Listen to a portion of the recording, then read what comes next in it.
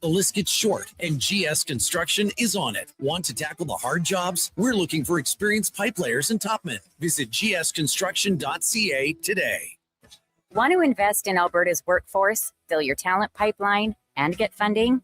Careers, the next generation connects employers with motivated, pre-vetted youth through funded internships. Easy, impactful, and risk-free. When you work with a group like Careers who have experience in that area, they can demystify and navigate all the complex steps and stakeholders that have to be involved. Visit careersnextgen.ca today. Want sports talk on the go? You can listen to 1440 on the AM dial or stream us on your mobile device through apps like Radio Player, iHeart, and Stingray Music. Edmonton sports fans, turn to Sports 1440. 1440. Here's what you need to know about Lux Windows. We work hard. We come in early, we stay late, we go above and beyond, and then we go a little further. Not for awards or a pat on the back. We work hard so that choosing our windows and doors is an easy decision for you. It's the Alberta way. It's the Lux way. Everything we are is windows and doors. A company born and bred and made in Alberta. Recently, our company softball team lost a big game by 1 run. Then Dale tried to console us with the quote, "Winning isn't everything." Well, Dale and I are very different. I get early payout from Bet365. If my team goes up big, I get paid out instantly, even if they blow the lead later. Sound familiar, Dale? Thanks, Bet365. If gambling is affecting your mental health or well-being, 211 Alberta is here to help. Call or text 211 or visit ab.211.ca. 18 plus only. T's and C's apply.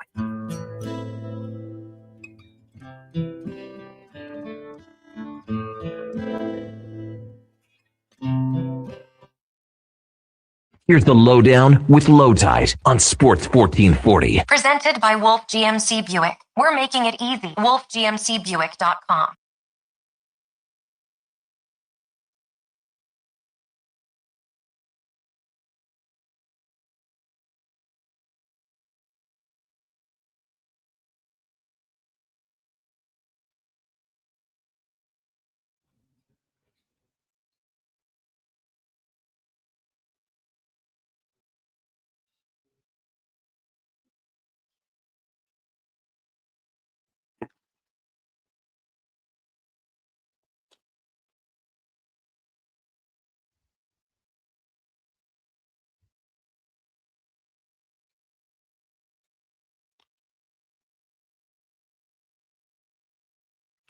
Welcome to the Lowdown. Today's show, Elks and Rough Riders in a dogfight to win the West. MLB's trade deadline needs more television cowbell and thumbs up or down on several Oilers prospects. The Lowdown with Lowetide brought to you by Wolf GMC Buick on Sports 1440 and YouTube. Wolf GMC Buick, hurry in for hot summer savings, including 0% purchase financing on select models, 0%. Details at wolfgmcbuick.com. Our headliner of the day, Sean Bell, as well as Donovan Paulson coming up at 1:20 to talk about the Toronto Blue Jays moves and how angry he is. Much rage in the cage at 1:20 about Skubal to the Los Angeles Dodgers. We're also live on sports1440.ca, Radio Player Canada, and iHeartRadio. After the show, we're on Apple and Spotify podcast. We tweet it out on X. Wherever you can, look, we'll put it on 8-track if you want. We'll get you there. We're on Twitter at Lowetide, at Declan Krueger, and JFenwick04. You can text us anytime, 833-401-1440. That's 833-401-1440. We're going to talk a lot about trade deadline, Oilers youngsters, and whether we're up and down on them. And, of course, there's the Elks. We're such a big story in MLB. It's time for the introductions. Yeah, he's here. He's quiet, smart, doesn't interrupt, gives answers to questions that are insightful and on point. I call him the enemy. Ladies and gentlemen, it's Connor. Connor, everybody, how are you? Doing good, doing good. Connor, I've asked you before, and I didn't have a pen. So what is your last name? Spivak. Spivak. S-P-A-V-A-K? S-P-I-V-A-K. Okay. M-O-U-S-E. Right. Okay. Well, welcome to the show officially. I now have your name. I think I knew a Spivak years ago. Owes me money. We can talk.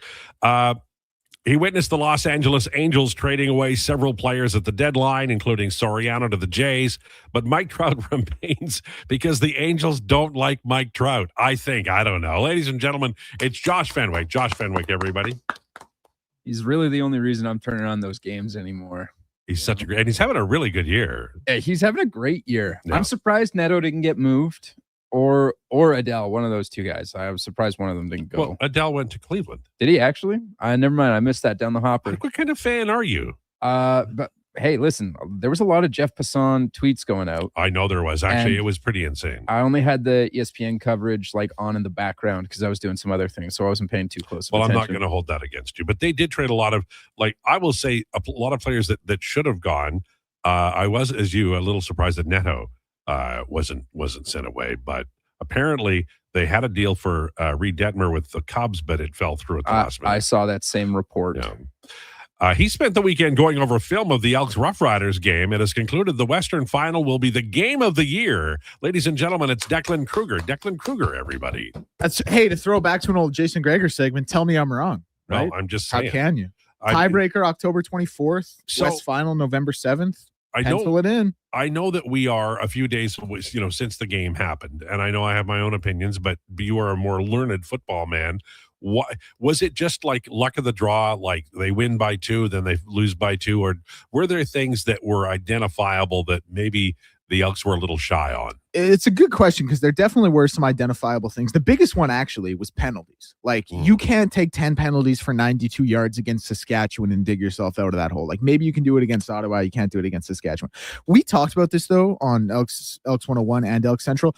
I still think the Elks are the best team in the CFL. Like you went to their barn, you beat them. You lost to a really good team by 2 points. It happens. It didn't shift the power rankings for me. I still have the Elks up there at the top, followed by Montreal and Saskatchewan, or maybe Saskatchewan and Montreal, somewhere in that order. But I think they're a clear top 3. And that game, I know it was a loss. No team is going to go 18-0. In fact, only 2 teams have ever gone 16-2. So you're going to lose games, but it didn't shift the power dynamic for me. No, not at all. And also, like it was great football. It was wildly entertaining, and I know we're never going to get a summer weather evening that is perfect, but even with the things that were going on, I thought it was a great night and nice to see. What was 31,000 in the? Yeah, I think it was right up by 30. Like it might as well have been 32. Right. Okay. Well, that's great news. I would have loved 35, but 32 is a great start. Right. I have some comments about the Major League Baseball trade deadline, and then I'm going to pass it around. We'll go to Josh and then to the rest of the group. But here's my take on it. I saw a lot of people mad that Soriano costs so much. When you acquire a rental, it's not like a major deal. You're going to give up a prospect of note, but you're not going to give up one of your very best. But Soriano has term on his contract. So the Blue Jays effectively traded a free agent in a few weeks in Gosman. We'll talk about that in a sec. And they acquired a guy that they can plug and play. I watch Soriano. I do pay attention to like velo and stuff and those things. And he never appears to be as good as he is. But he's been a solid pitcher for a couple of years now. I think they got a good guy, and we'll see how it goes. But I think they added to Cease Yasavich now for next season, along with whatever they do this year, right, Josh?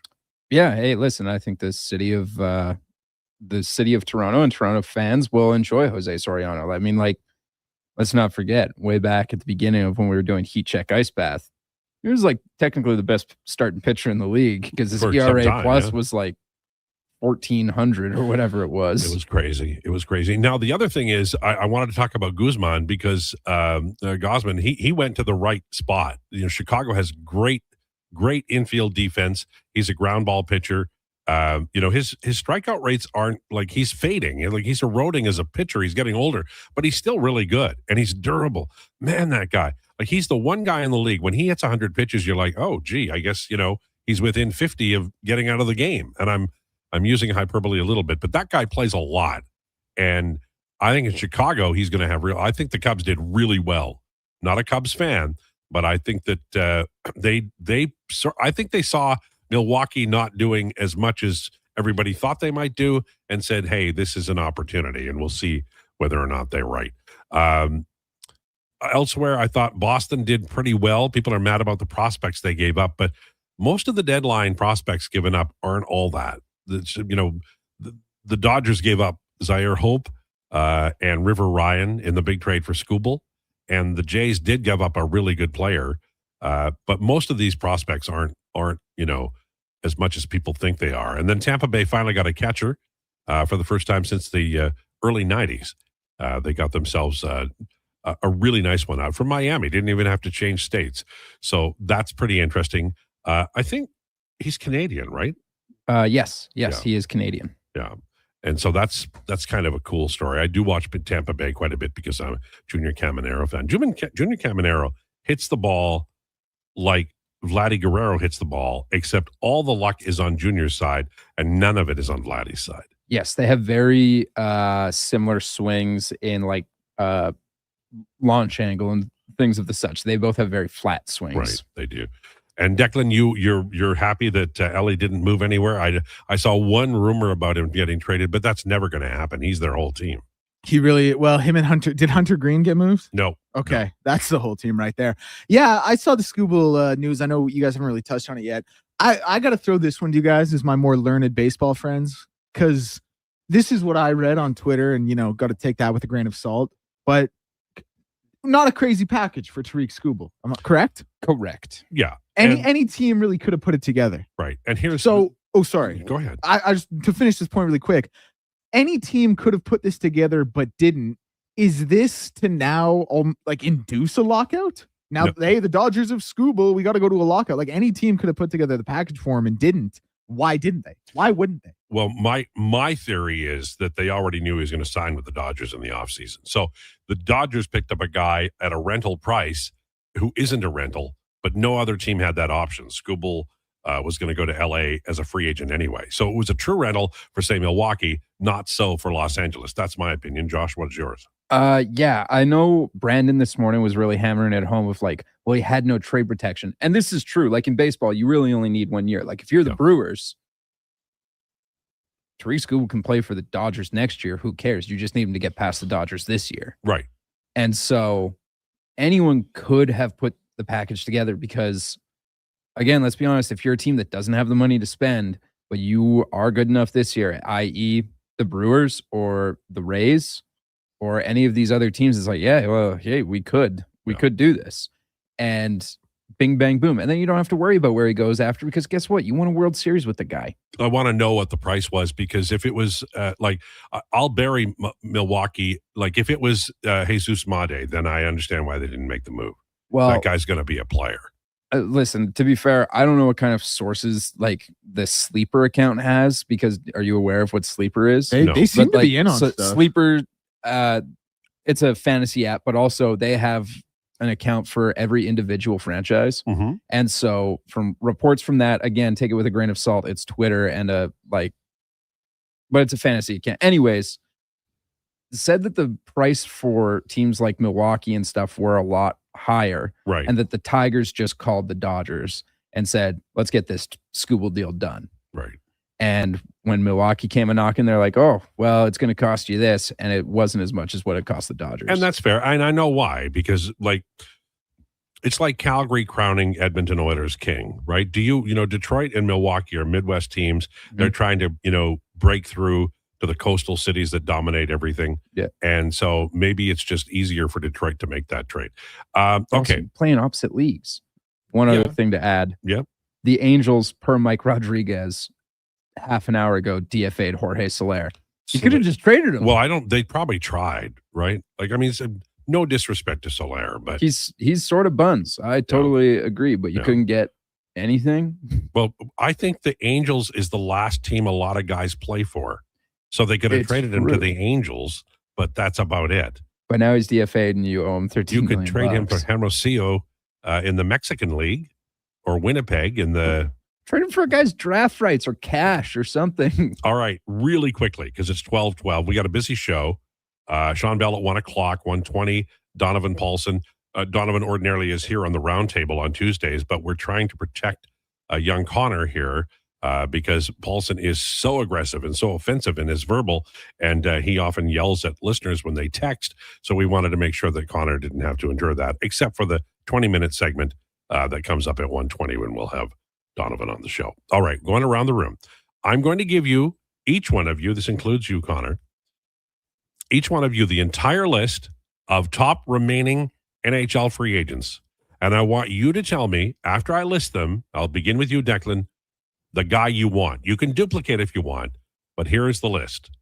Vladimir Tarasenko, Ellie Tolvanen, Michael Bunting, Patrick Laine, Evander Kane, James Van Riemsdyk, David Perron, Riley Smith, Jonathan Drouin, Philip Kurashev, Tyson Yost, Adam Henrique, Tanner Pearson, Brandon Saad, Luke Glendening, Kevin Hayes, Gustav Nyquist, Pavel Regenda, Kalle Runkrok, Curtis Lazar, John Klingberg, I know this is long, Logan Stanley, Nick Blankenberg, Ben Hutton, Matt Grislick, Carson Soucy, Mike Riley, Jeff Petrie, Nick Leddy, P.O. Joseph, Adam Boquist, almost done. Connor Ingram, Cam Talbot, Matt Murray, James Reimer, Peter Mrazek.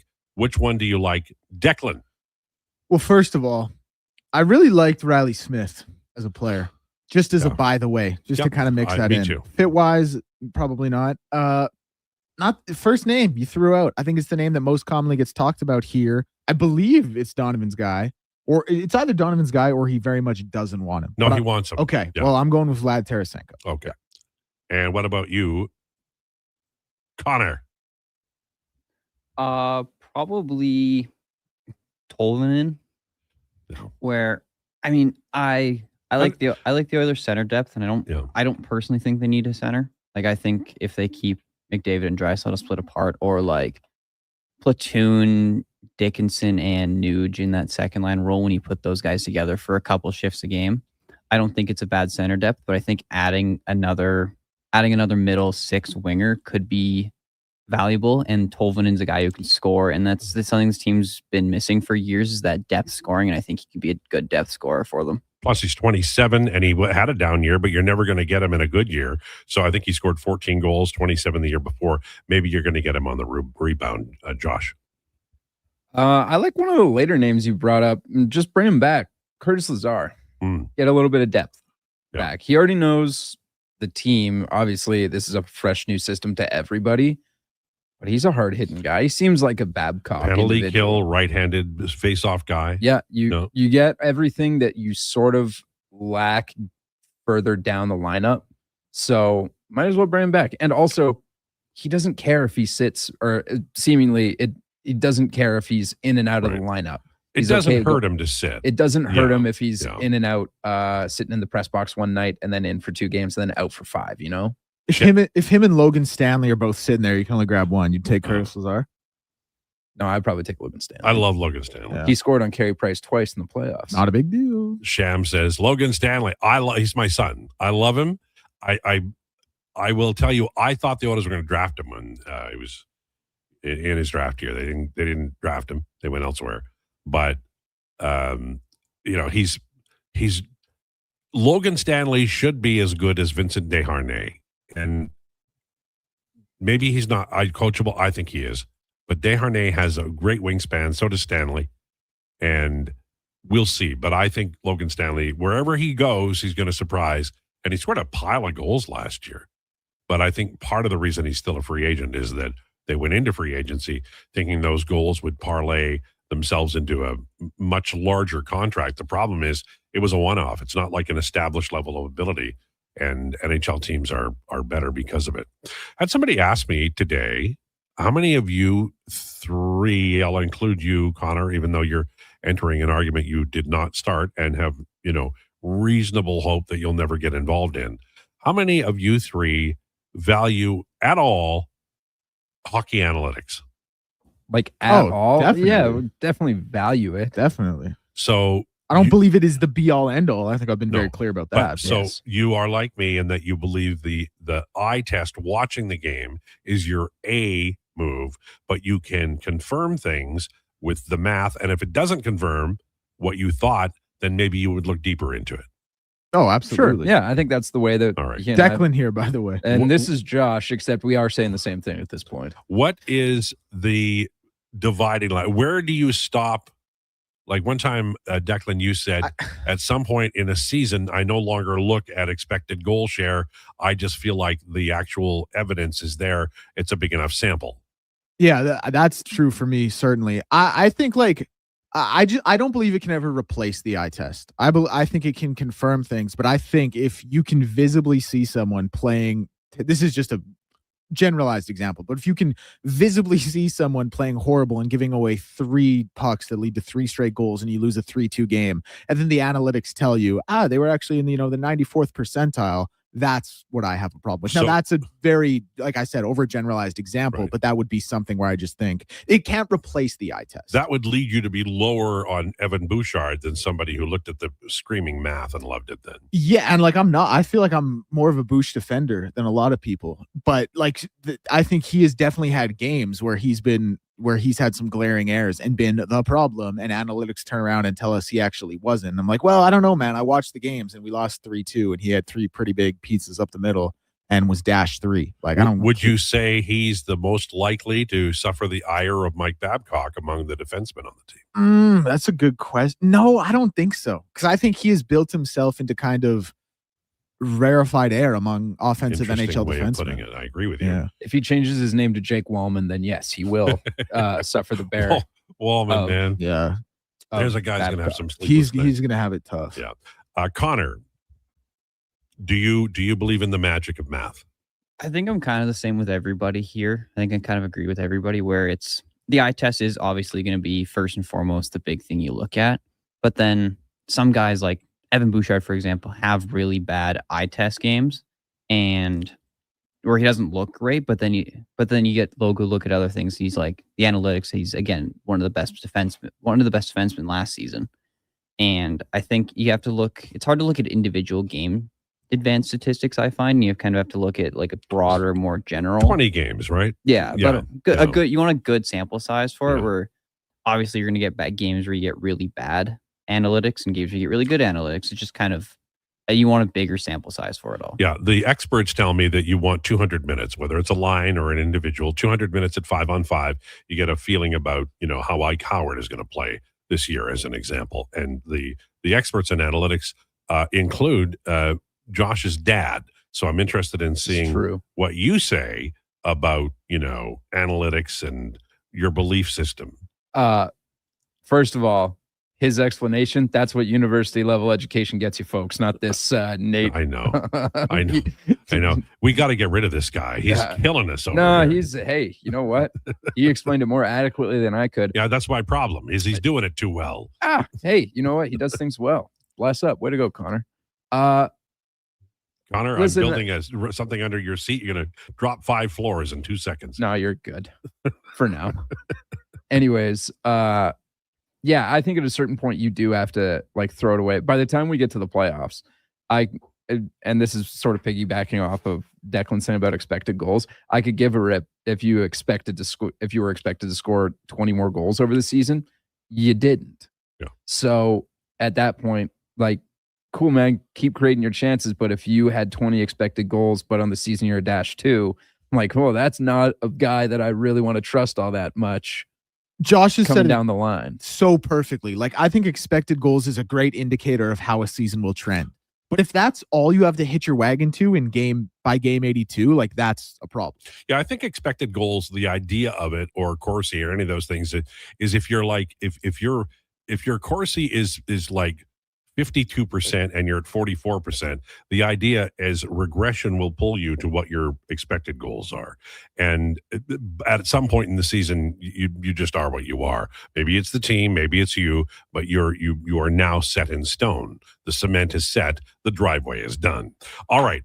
On the way, we have rumors just around the corner. We have Sean Bell at 1 o'clock. We've got Donovan at 1:20 to talk about the baseball. At 1:40 today, have you decided what you want to do, sir?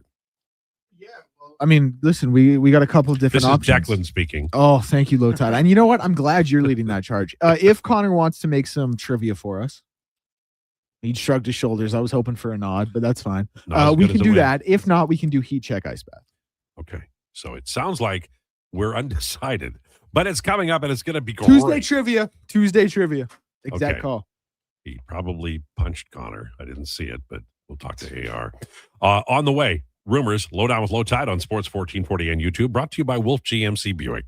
Yeah, it's me again. And if you're sidelined with a sports injury, you already know nothing's more frustrating than being told to just rest. At Leading Edge Physiotherapy, we get athletes moving sooner with our zero gravity treadmills. You can run, train, and rebuild strength with up to 80% less body weight, so your injury heals while your confidence comes roaring back. When your sports injury's yelling, whisper back, leadingedgephysio.com, because life shouldn't hurt. Whether you're a craft beer connoisseur or more of a wine aficionado, there's always something new to discover at Sherbrooke Liquor, a unique, family-owned, independent liquor store. The selection, incredible. The non-alcohol section is also very impressive. Sherbrooke Liquor, expert, knowledgeable staff with a passion for unique finds. More than just a liquor store, we're a community. Alberta's best, the one and only Sherbrooke Liquor. Wine, spirits, and oodles of beer. Visit SherbrookeLiquor.com.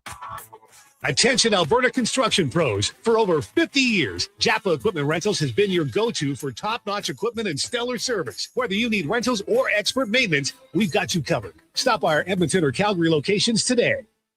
Come for Canada's largest trade shows, the biggest names in entertainment, exhilarating sporting events, and more. And stay for the experience at the Edmonton Expo Centre. Looking for the perfect place to host your next big event? From trade shows to galas, meetings, and concerts, the Edmonton Expo Centre has the space, event expertise, and service to make your next event unforgettable. With over 522,000 square feet of flexible event space, in-house catering, and operational expertise, they bring your biggest vision to life. Learn more at EdmontonExpoCenter.com today. 60 years ago, we started selling trucks as Western GMC Buick. Today, we are Wolf GMC Buick. We're still located on the corner of 184th Street and Stony Plain Road with the same ownership for over 2 decades. Our customers have trusted our family-owned, community-driven business. And for that, we are thankful. If you're looking for a truck or SUV, pop in and one of our seasoned professionals will get you a great deal, hassle-free. Come trust our team at Wolf GMC Buick. Wolf GMC Buick. We're making it easy. Mr. Rooter cries like a little tiny baby child. Hey, Mr. Rooter, you've got a package from Mrs. Rooter. Aw, the card says, "Thank you for our unbreakable bond. You're the pro press fitting to my copper pipe." Ooh, what's in the package, Mr. Rooter? Let's see. It's a Plumbus 2000 spud wrench. She knew I'd never buy one for myself. Just like tears. It's flowing or it's free with Mr. Rooter. I love that woman. Expand your brand with Fusion Promo Marketing. Fusion is your trusted partner for all things branded merch and apparel. Thousands of products perfect for businesses, sports teams, and corporate events. Fusion with a Z. Promomarketing.ca.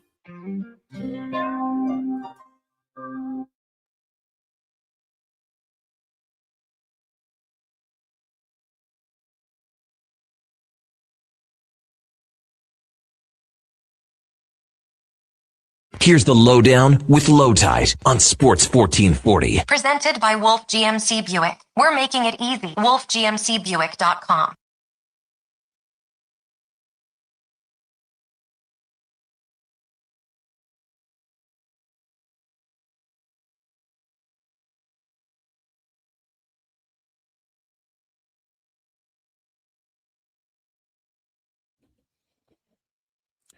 It's the Lowdown on Sports 1440 and YouTube. Man, that's a good song. Vicki Lawrence or Reba. Great song. We're brought to you by Wolf GMC Buick. It's Twang Tuesday. Check them out. Family owned, community driven. We're making it easy. Visit wolfgmcbuick.com. Whole story in that song. Truly is. Do you watch the Reba sitcom at all? No. Oh. That one was always on CMT. If you guys remember that channel. Yes, I do. I still have CMT. Yeah. Never got into it. Country music television. You bet. That's the best. What was the premise? Like, was she like a... She was really funny and everybody else wasn't. That's the premise. But was she like a country singer in the TV show? God, it's been a long time. I think she was just, a human being with a family. And my wife, Karen, when something's funny but not really funny, she calls it Reba funny.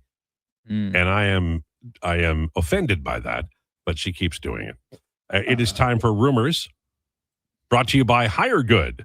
We solve real problems for businesses while creating real impact. We reduce issues on your property, keep spaces safe, and take pressure off your team. Go to hiregood.ca. Hire Good. Stable jobs create stable lives. All right. Also, the Reba show was about a single mom of 3 navigating life in a Houston suburb. Just had to clear the air on that as to what the story was. It was Reba. Reba's funny and good and everything wholesome. It was 125 episodes long. And not a one of them. They were all bangers. Well, all right then. What's your favorite sitcom, Connor?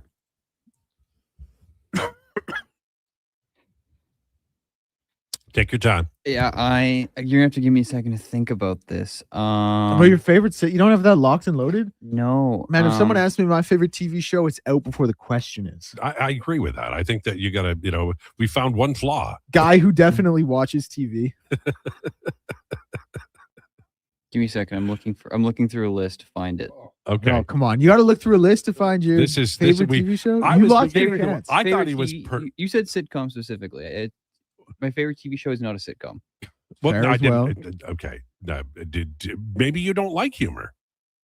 My favorite TV show? It's the animated Star Wars: The Clone Wars. Did I say favorite TV show? Is that your favorite comedy? I wouldn't call it a comedy. He's still thinking. Why is this so? Hey, I'll throw mine out. Okay. Malcolm in the Middle. Oh, great Love show. it. Or it is Malcolm in the Middle, but Curb Your Enthusiasm, close second. Malcolm in the Middle's mom, the best mom on television ever. You know, she was nominated for 7 Emmys in a row for that show and never won. Well, which is just tells you the Emmys are worthless because she was so good. She had stiff comp, but I agree. I don't care, man. She was so good. She was perfect. That's a mom right there. She's getting things done, and her boys are just the worst. What about you, Josh? Yeah. I understand both points of views on the mom from Malcolm in the Middle. Totally get it. Sometimes clips still come up. I'm still like, man, she is such a B word.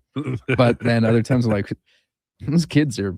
She was like always right. She was always justified. She was always right because they like legitimately are like the worst kids of all time. And the was it the oldest or the middle one is like a future criminal.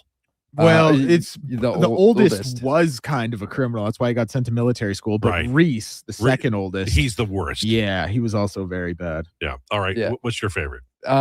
Favorite sitcom, probably The Office. Honestly, it's a great like one. Yeah. there's something comforting about that show. Well, you know what? You're absolutely right, and the acting is fantastic. It's done really well. Yeah. It is done really, really well. Yeah, I think it's going to make a real run for it. Yeah. Do we have? Is Connor lost in his list, or is he still got? No, something? I got it now. Okay, what do you got? It's Community. Oh, that's a great show. It's a good pick. That's a very good. Don't you like it? Yeah, Community's a great show. Well, once again, Connor nails it. Took him a while, but he got it. The Calgary Flames reportedly had interest in Arbor Hakai? Xhekaj. We know that he will be traded to Edmonton because his name is confusing.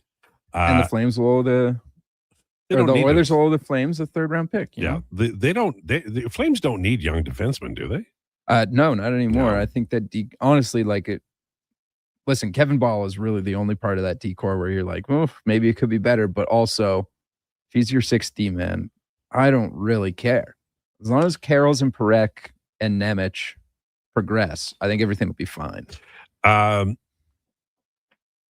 Kevin Paul DuPont of the Boston Globe was talking about the Boston Bruins and their depth chart and talking about, their centers, Zaka and Lindholm are credible top 6, but they're not lights out there. When you go from Patrice Bergeron to David Krejci, that's a gap, man. It really is.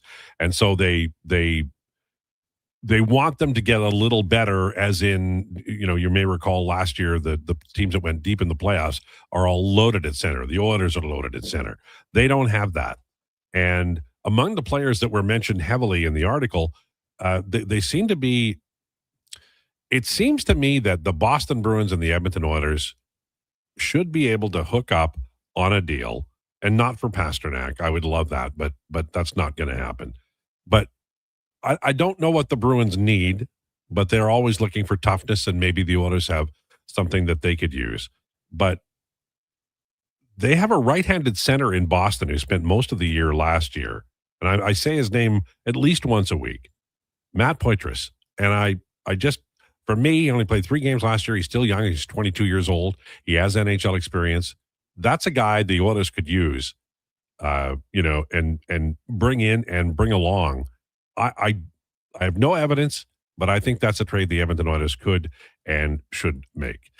Major League Baseball went completely mad yesterday. Not every deadline is as good as this one, but teams, I think, have a feeling they have a chance to win. And on top of that, I think there's a sense among owners that next year isn't going to happen. So you'd like to win the World Series and give your fan base something to dream on and remember over the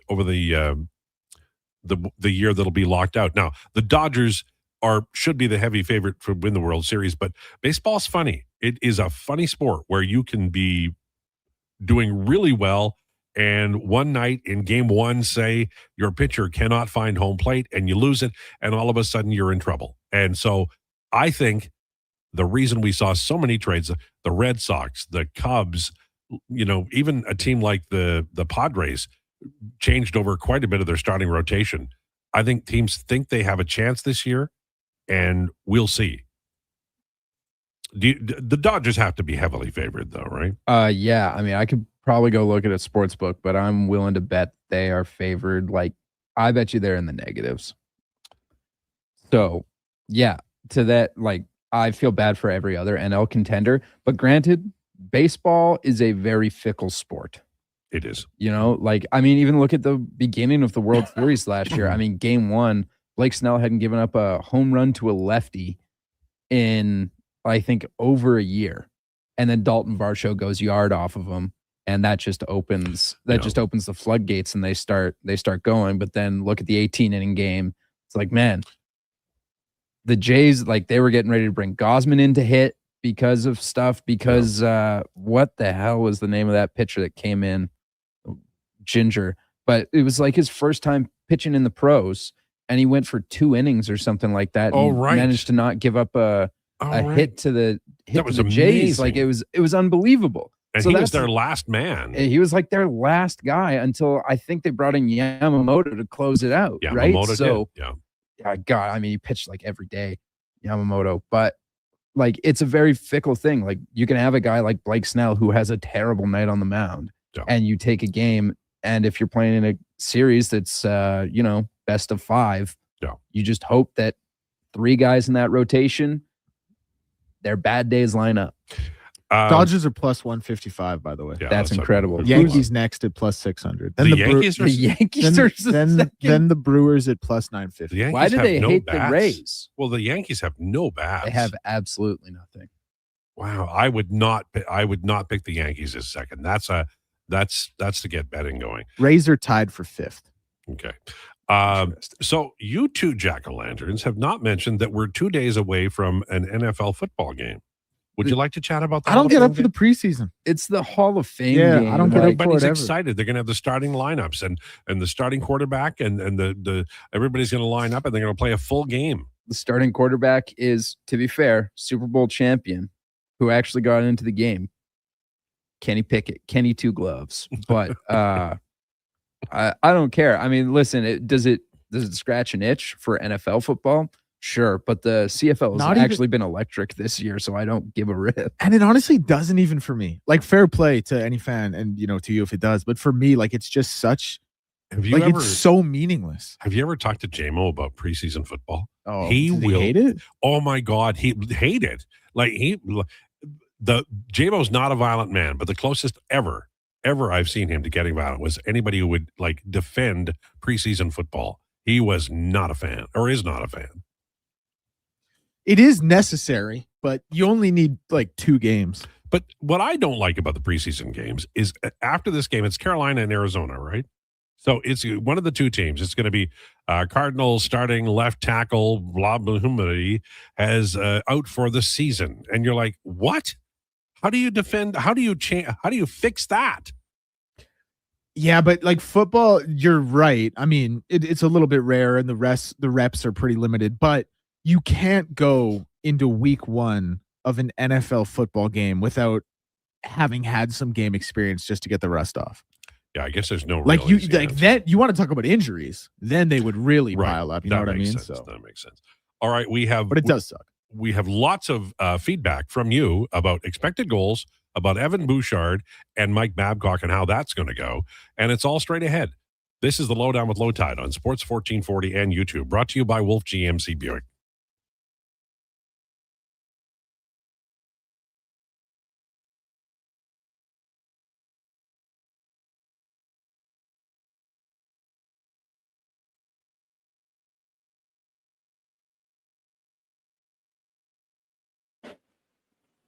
Swing drive, history. Emerson has hit another 2-run homer.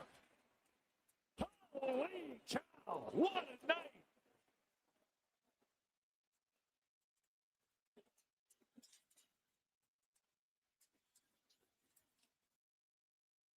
With Kenny Waller, does a great job on that last play. Now Harrison looking to his left. Once again, Waller backtracking. And did he hang on to it? Touchdown, Tiger Cats. Oh, Frosty the throwman.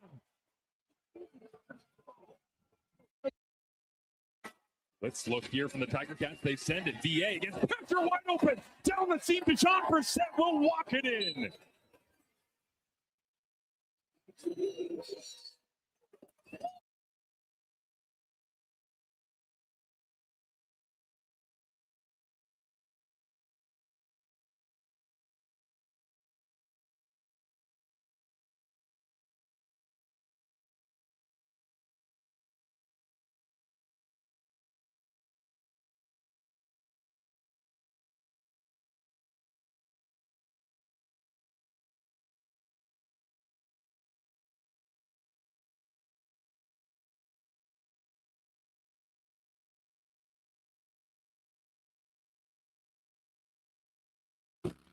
Find us at hdedmonton.com.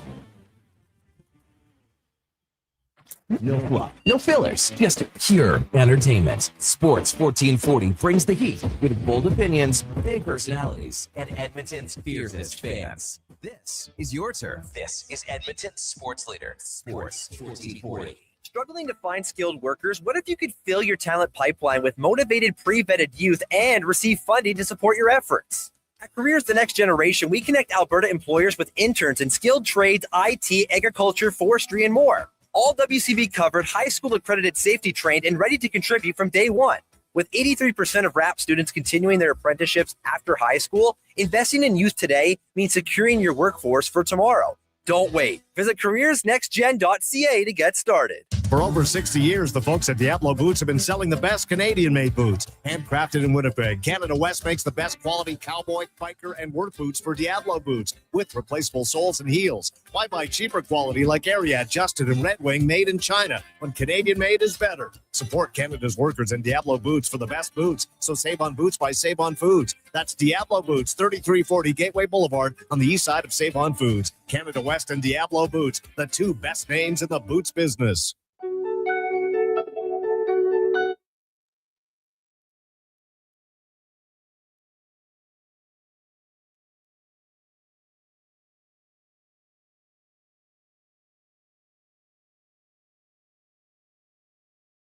Here's the Lowdown with Lowetide on Sports 1440. Presented by Wolf GMC Buick. We're making it easy. WolfGMCBuick.com.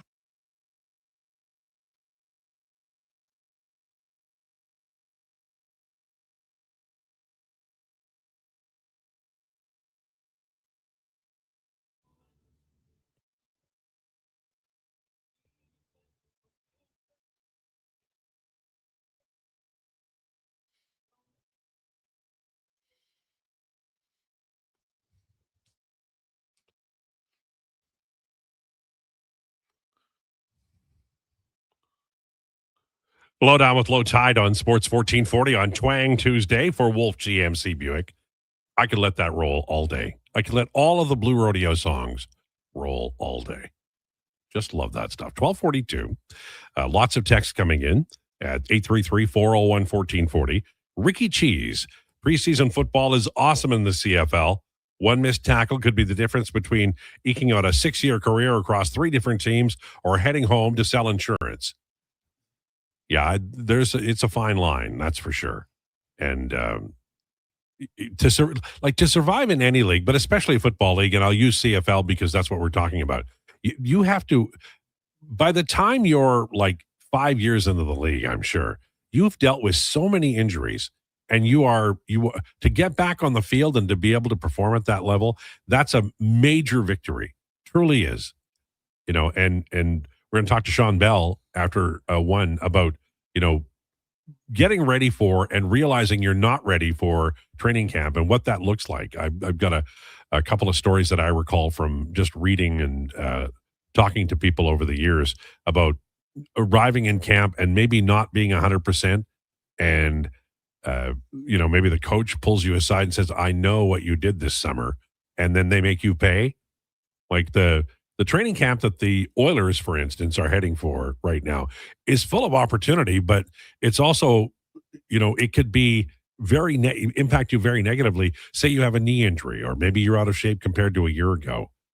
And you say, oh, come on, everybody's in shape. But it's, if you're dealing with an injury, maybe you didn't get the same workout that you did. And then on the other end, you've got a guy like Matthias Janmark who was hurt all last year. Well, maybe he's completely healthy.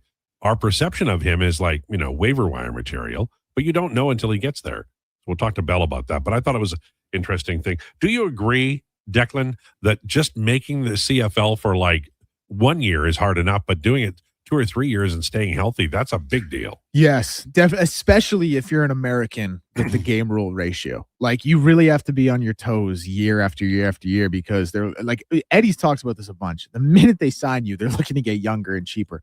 And with the Americans, you have an unbelievably huge talent pool coming from college or NFL rosters that don't make it. Obviously, timeline's different, but you have such a large pool and you have a set amount of roster spots for Americans. Like, there were 2 guys this Elks team this year who we thought were shoo-ins for the receiving core. One guy's on the practice squad right now, and the other guy got cut. So it really is fickle like that. Yeah, and it's like they do, I don't know if they still do them, but they used to do like Saskatchewan Roughriders when I lived there. They do like open practices or workouts at like in Shreveport. And they do like 6 a year, and they'd sign guys off that. Right? Like, these are guys who played college football and they're looking for a chance, and they'll go to anything that smells like it might be an opportunity to play football. Pretty wild. Truly is. A lot of weight on expected goals with goalies. I think the universal accepted standard now is goals saved above average. And I think that's, it's based on quality of shot, where they're from. I think there's some logic and reason to that one. For me, anyway, I think that's one that I would buy into. I don't buy into some of the advanced stats, because I think that they're not like, you've got to prove it over a long period of time. But that one, I think I'm pretty much there. Brian Fan says, Bouchard might have trouble with Babcock for sure. I thought Declan made an astute point when he said that Bouchard had established himself. He was there. And I think there's a lot of truth to that. And he also provides something that has real value in today's game, and that's getting the puck out under control. Babcock loves offense. Once you leave the defensive zone, he's a party coach. Just have fun, enjoy yourself, worry about possession, but that's it. The thing Bouchard might have a hard time with is, recognizing plays in time.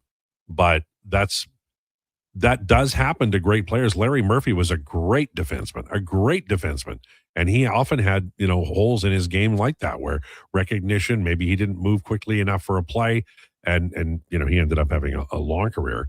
In fact, Toronto, the Maple Leafs got sick of him. They traded him to Detroit, where he became a big player for them and helped them win at least a couple of Stanley Cups. So I think Bouchard will be fine, but it's an interesting point that you make, and I'm not going to ever say that you're wrong. Mark says, hey, Lowetide, when the Oilers acquired Spencer Stastny, you said he was a younger version of Brett Kulak. Now, are you predicting he will be on waivers? What changed in your prediction? From Mark. Well, I think that the thing about Spencer Stastny is that, number one, Kulak, great wheels, just fantastic. Number two, Stastny doesn't have a great deal of creativity with the puck. And Kulak's not like a brilliant expert with the puck and moving it, but he could transport it a little better than Stastny. I like Stastny. I think that he's, good on the penalty kill. I think that he can play 5-on-5. I just think the Oilers have upgraded. They offloaded Kulak, and they've upgraded the left side of the defense since. I believe we know who the three left defensemen are, and I think we have an idea about who the seventh defenseman is going to be, and that means that Stastny will get traded. He'll play on another NHL team, and he has value for sure. So I guess my answer to you is nothing really, except the Oilers improved their depth, and he'll be doing what he can do in another NHL city. Nick in Grand Prairie says, the confusing thing about the Soriano trade, yes, he has 2.5 years of control, but with the looming lockout, it's 2028 season where who knows what the Jays will be. Nilshamama, the prospect, what's his name? I can't pronounce it. The Jays prospect. Arjun Namala. Namala. This guy's good. I wasn't going to be able to say that. No, me either. I obviously couldn't because I think I called him Nilyamama, but it's, what is it again? Nail my who? Exactly. Get an R rating on the show. Could very well be a starting shortstop at that point. Yeah, he's a good prospect. There's no doubt. But the Jays felt confident enough. Look, Soriano's a really good pitcher. Like, you could start him in a playoff game. And I think that's one of the things that Toronto would have looked at. You could start Cease in a playoff game, and, it might blow up because his control is kind of hit and miss, but he could also pitch a shutout for you. And I think Yasavage is trending in that way.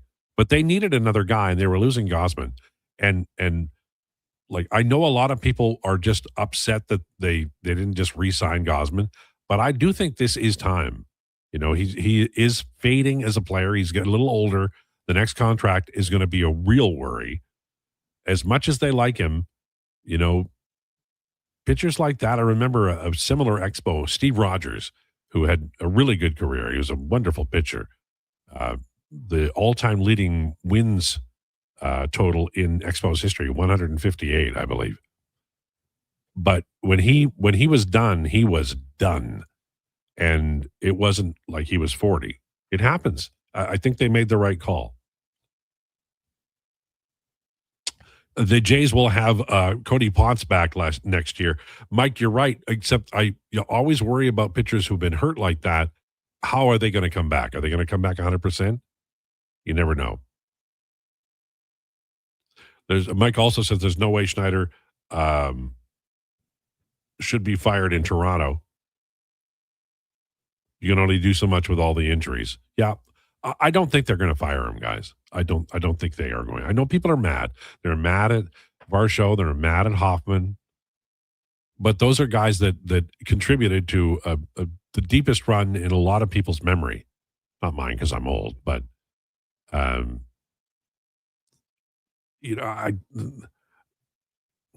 don't know. I think Schneider. I think that there's enough reason for you not to fire him. I think he'll be back. Maybe I'm wrong, but I think he'll be back. No, I agree. I mean, like, listen, maybe this is wrong of me, but in baseball, to me, it really feels like that's the job where the head coach or manager or whatever literally has the least to do with what happens. Yeah. Like, strategy is so like by the book now. Everyone's like, okay, well, we got to bring in a pinch runner here. We got to bring in a pinch hitter on this one because, well, lefty, righty, and we have 2 lefty bats coming up, so we need a right hand bat, whatever. Yeah. And it's like, how is he supposed to fix what's going on the mound? It's not his problem that like these guys get shelled in 2/3 of an inning, and he's like, man, like, I can't believe I'm going to get fired because Shane Bieber walked 6 guys. Right, and also, people get mad at him for bringing Hoffman in. You have your relievers for the 6th inning and the 7th inning, and Hoffman's an 8 or 9. Right, like he was the closer, then he wasn't the closer. But those are your high leverage pitchers. Those are the guys that are paid the big dollars. And the Jays have had a tough run. There's no doubt about it. But I mean, you can't. You can't get rid of everybody. And look, Vladdy's never going to hit this few home runs. Never in his career is he going to. I don't know what's going on. At the end of the year, we might find out about some kind of injury, but he's going to be better next year. Sunny in Vancouver. Lowetide. Wouldn't getting rid of Stastny decrease the Oilers' depth? Yes, but you're going to lose him anyway, probably due to waivers. They might try to clear him through waivers, and maybe he clears. But right now, I see the top 7 defensemen in Edmonton being Ekholm, Bouchard is the top pairing. Well, I'll say Wallman and Murphy are the second pairing. The third pairing is Shea with Emberson, and then Shakir Nakamadoulan would be the 7th defenseman. So they're not going to carry 8 because they've got 3 goalies. So they really cannot do that. If you went 8 defensemen and 3 goalies, you could do 12 forwards, but if anybody gets hurt, then somebody on the defensive side is going to play forward. I don't think Mike Babcock will do that.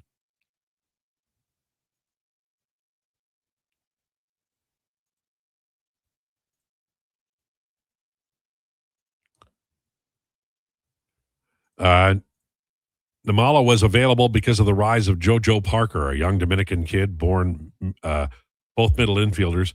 He is 18. Juan Sanchez. So I don't know. I mean, that's something the organization would know better than the average fan, and I do not know the deepest, darkest parts of the Toronto Blue Jays system. But you know, if he's their third best guy at a position, great. But based on what I read, he was pretty good prospect to given away. Let's show Brendan Little some love. Unreal performance last night. He's been great these past couple games. Well, that's the thing about relief pitching is you can get mad at the guy and release him, but you know what? Maybe it's so fickle. It just is. You know, go look at the careers of the Necros, Phil and Joe Necro. They got released and then came back and won 20 games all the time. Well, not all the time, but they did it. It's, you know, I remember the story of Jeff Reardon. He was the closer in Montreal. He's having a tough run. And his wife is at a grocery store, and the people at the grocery store are just ripping on her. Like, you know, Hoffman leaves and everybody's excited about it, but this is still a guy. This is still an individual who's trying his best. And I was as mad as anybody when although I didn't really care because I'm not a Jays fan, when the Dodgers hit that tying home run, but they hadn't lost the game at that point. And Hoffman's their closer. That's the guy you bring out, right? Although he threw them exactly the same pitch, the exact pitch that he could head out, and he did.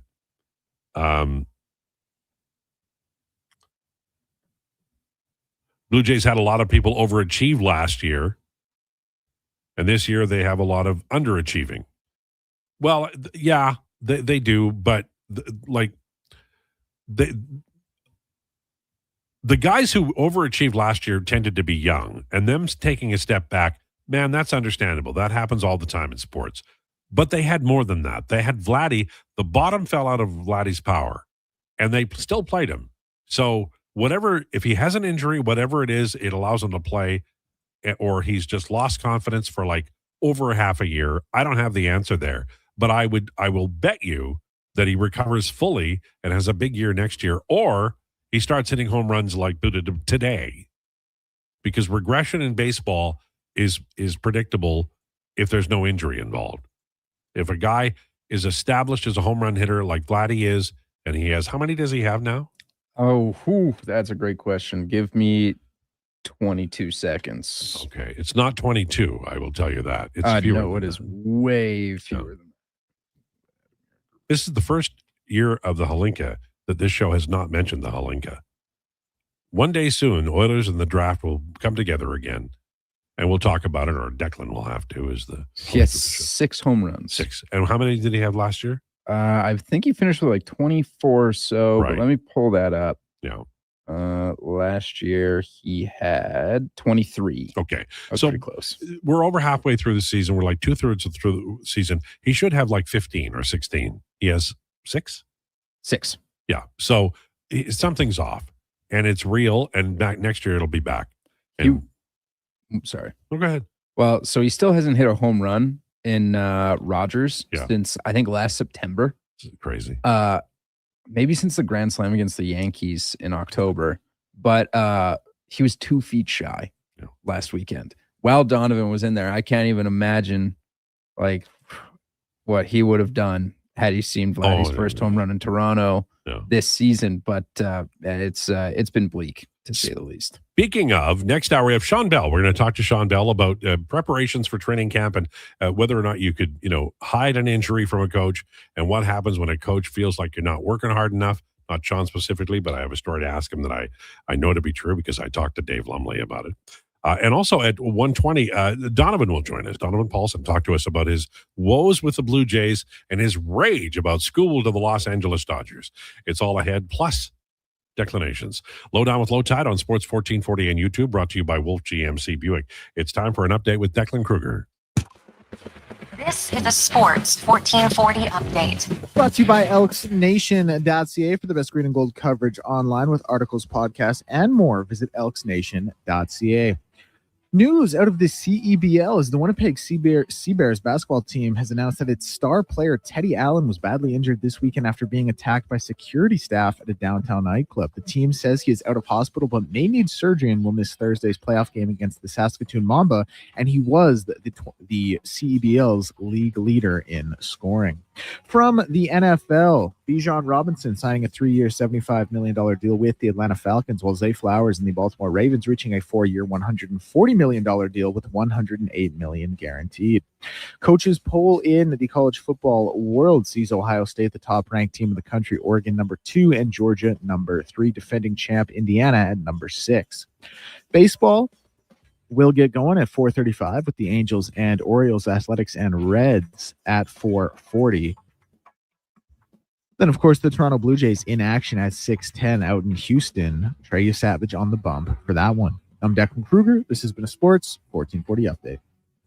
1440 Stingray Radio Station. CKJR broadcasts from West Edmonton Mall and Wetaskiwin. Download the free Stingray music app and listen wherever you go. Yeah, it's me again. And if you're sidelined with a sports injury, you already know nothing's more frustrating than being told to just rest. At Leading Edge Physiotherapy, we get athletes moving sooner with our zero-gravity treadmills. You can run, train, and rebuild strength with up to 80% less body weight, so your injury heals while your confidence comes roaring back. When your sports injury's yelling, whisper back, leadingedgephysio.com, because life shouldn't hurt. You see it? Fusion Promo Marketing can make it. Fusion makes high-quality, memorable promotional products for businesses, sports teams, and corporate events. From vision to reality, get noticed and remembered. Fusion with a Z.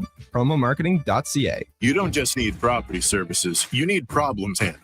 HireGood provides cleanup, debris removal, site monitoring, and safety attendance across Edmonton. We reduce issues on your property, keep spaces safe, and take pressure off your team. We resolve real problems for businesses while creating real impact, because our team is built on second chances, and they show up every day ready to prove it. Visit hiregood.ca or call and mention Jason Krueger for a first-time discount. HireGood. Stable jobs create stable lives. Don't let rookies scratch your custom wheels. Evolve Wheels and Tires uses premium touchless equipment designed to protect your wheel and tire investment. Trust the enthusiasts at Evolve Wheels and Tires, Edmonton's premium wheel specialists. Evolve your ride. Evolve your experience. Alberta, this one's for you. Around here, trust takes a few winters. It's why players have known Jackpot City since 1998. Home to hundreds of exciting casino games, live dealer action, and new adventures waiting to be discovered. Jackpot City. Nothing beats the original. Please play responsibly. 18 years or older. Alberta only. If gambling is affecting your mental health or well-being, 211 Alberta is here to help. Call or text 211 or visit ab.211.ca.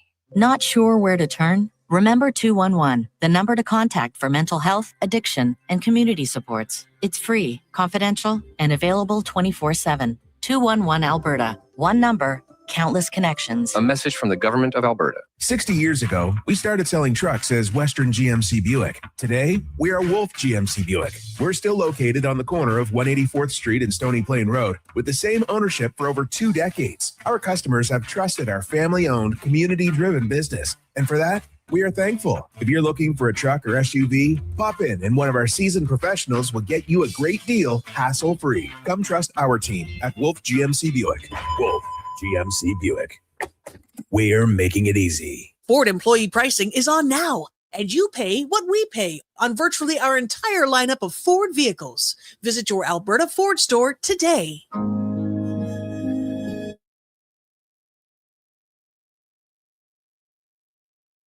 Here's the Lowdown with Lowetide on Sports 1440. Presented by Wolf GMC Buick. We're making it easy. WolfGMCBuick.com.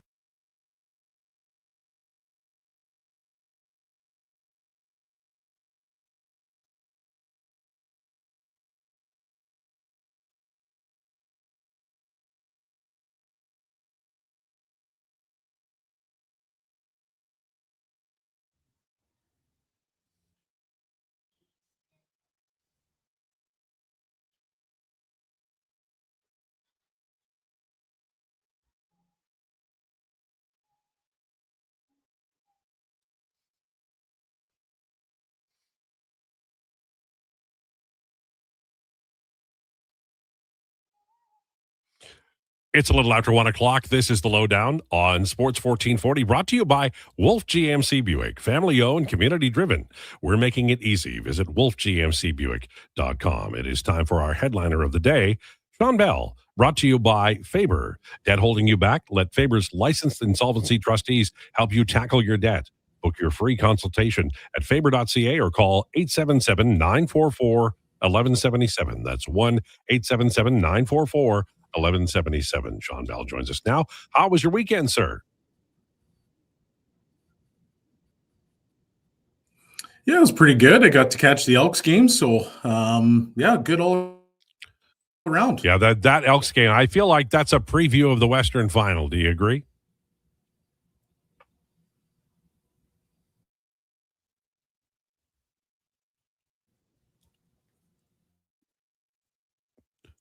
Sean, are you there?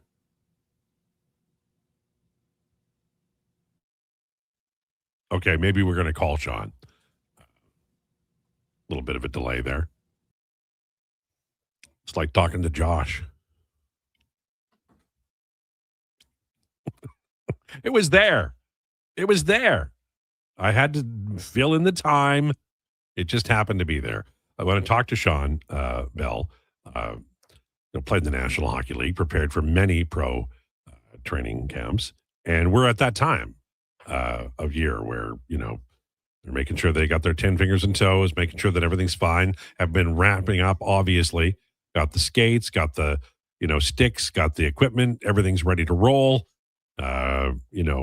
This is the time, Forrest, even though we're into August. It's not that far till September, and at the end of September, they're going to be playing regular season NHL games. Sean, are you there? Okay, Sean's going to try it again.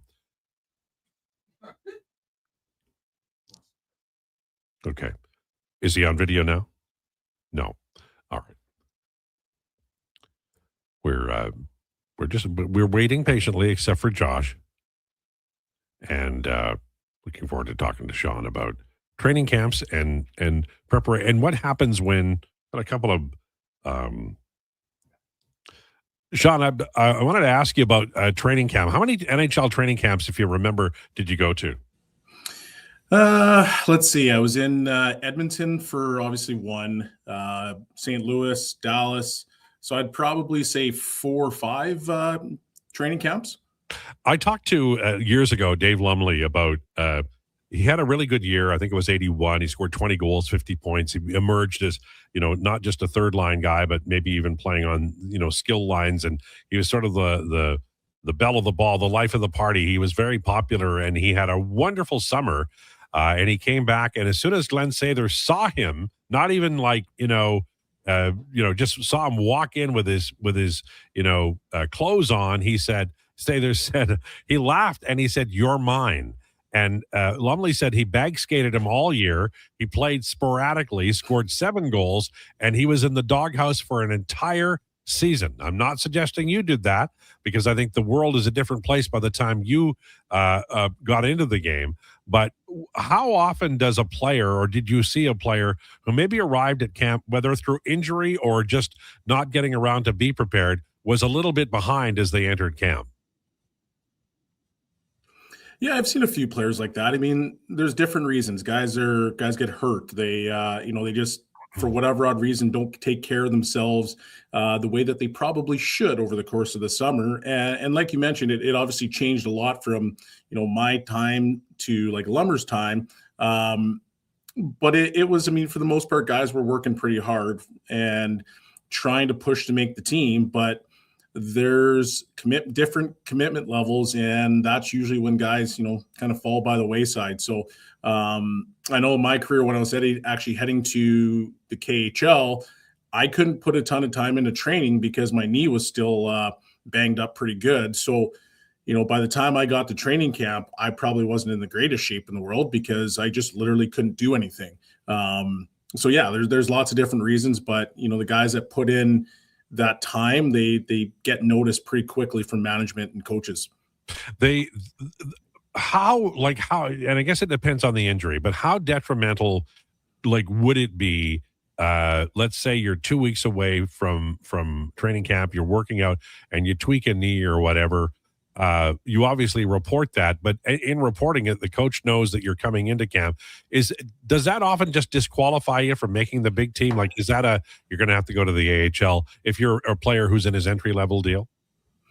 I mean, it depends how highly touted you are, right? Like if you're one of the guys that they view as a player that's going to make the team or, on the bubble, I think you still have quite a bit of runway. But if you're a guy that's going to have to work to try to get into that conversation, and I think the easiest answer is, okay, well, go down to the farm, get healthy, play your way back up to the big roster. But if you're, one of those guys that's right there, I think they're willing to give you a little bit of time to heal so that they can see what you can truly do. Do you think the camp, Sean Bell is our guest on Sports 1440 in the Lowdown with Lowetide. Do you think the camp being shorter and the number of preseason games being shorter will hurt a player like Ike Howard or a player like Quinn Hudson, guys who weren't here all year last year but are trying to make that step up from the AHL? I don't think it's going to hurt those guys. I think that, Howard and Hudson are in that conversation. They played games last year. Howard obviously is a player that they traded for. They gave up a pretty good asset in O'Reilly to get him. And so he's going to be a guy that's going to, have an opportunity to make the team, and same with Hudson. So for guys like that, I could see those guys playing in, 3 or 4 games, 4 or 4 games. They'll give them every opportunity to make the team.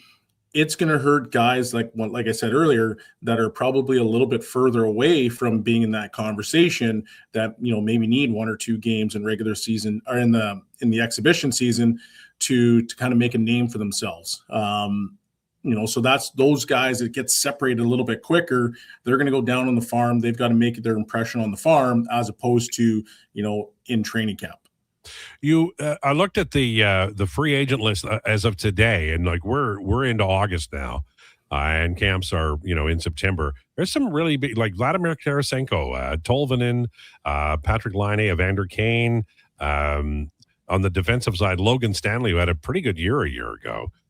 Some pretty good goaltenders too. Mm-hmm. They're out there, and they're we've read and heard over the years that when you get to this point, if somebody calls, the player just says, just accept the deal.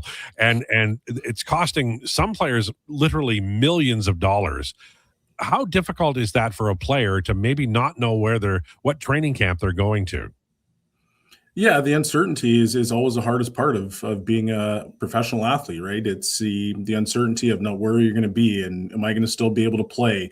Guys are a little bit longer in the tooth. Well, there might be a realization that they might not be playing in the NHL anymore. They might have to go down on the farm or get over to Europe. So there's those conversations. But for some of those guys on the list, like Tarasenko, what did he make? $3 million last year? Yeah. So is he gonna get $3 million again this year? I don't know, but maybe a $2 million contract with some term. Like a guy like him, he's an intriguing player because I think he still adds quite a bit of value to teams, especially looking for middle 6 forwards. A guy like Laine, well, yeah, he's definitely going to lose a lot of money because for him, he's got to kind of prove what he's capable of. And, was it 6, 7 years ago, we probably would have had the conversation of saying, hey, this is a premier offensive talent.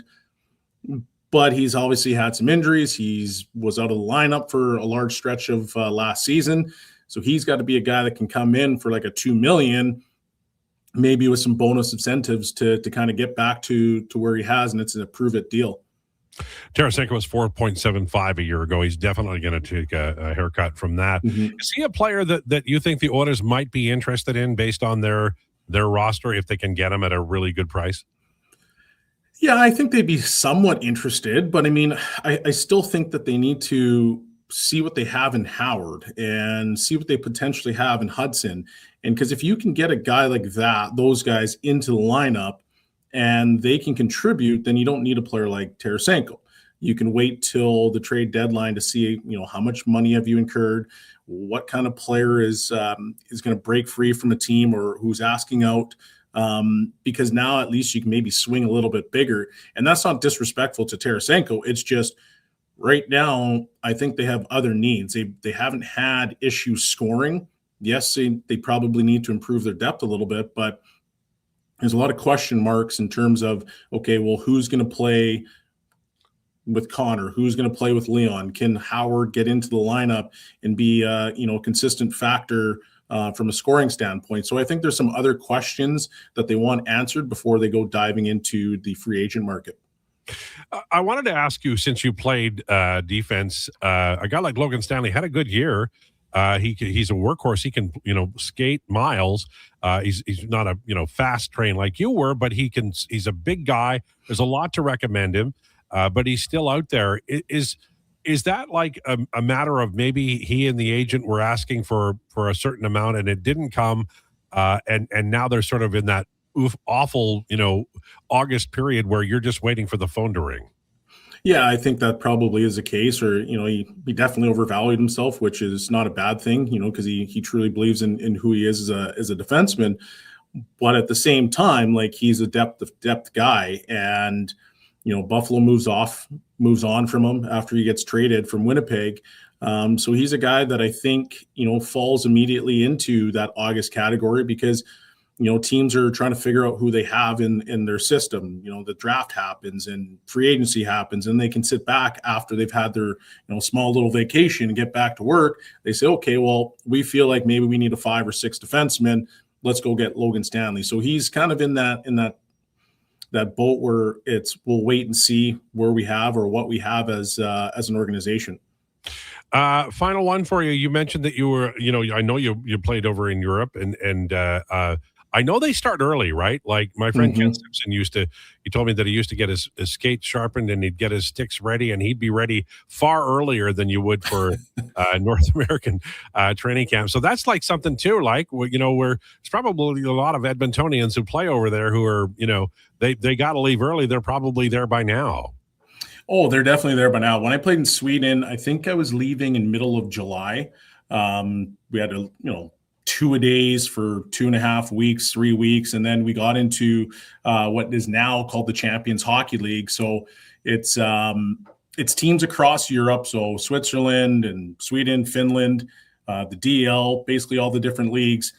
And it's the champions of each of those leagues. They get into the Champions Hockey League and they play. So I think they're starting either now or a week from now, and it's meaningful hockey. And I don't know about you, but meaningful hockey August 5th is hard to adjust to, coming basically from the lake and working out, and your body's not ready for that type of action, but they're right into it, and it's a very different lifestyle over there. Have you been catching any of the Hlinka Gretzky? I watched a little bit. Liam Pugh is a guy that I'm quite familiar with. Coached against him for a couple of years, and hell of a talent. So I've been watching him fairly closely, and I think he scored 2 yesterday.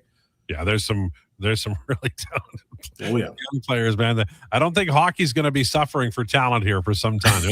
Yeah, I would agree with you on that one. Sean Bell, thank you. Appreciate it. Always a pleasure. There you go.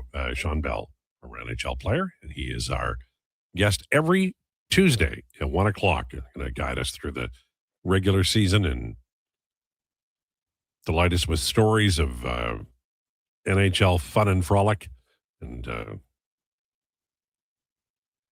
kind of the hockey experience at that high level.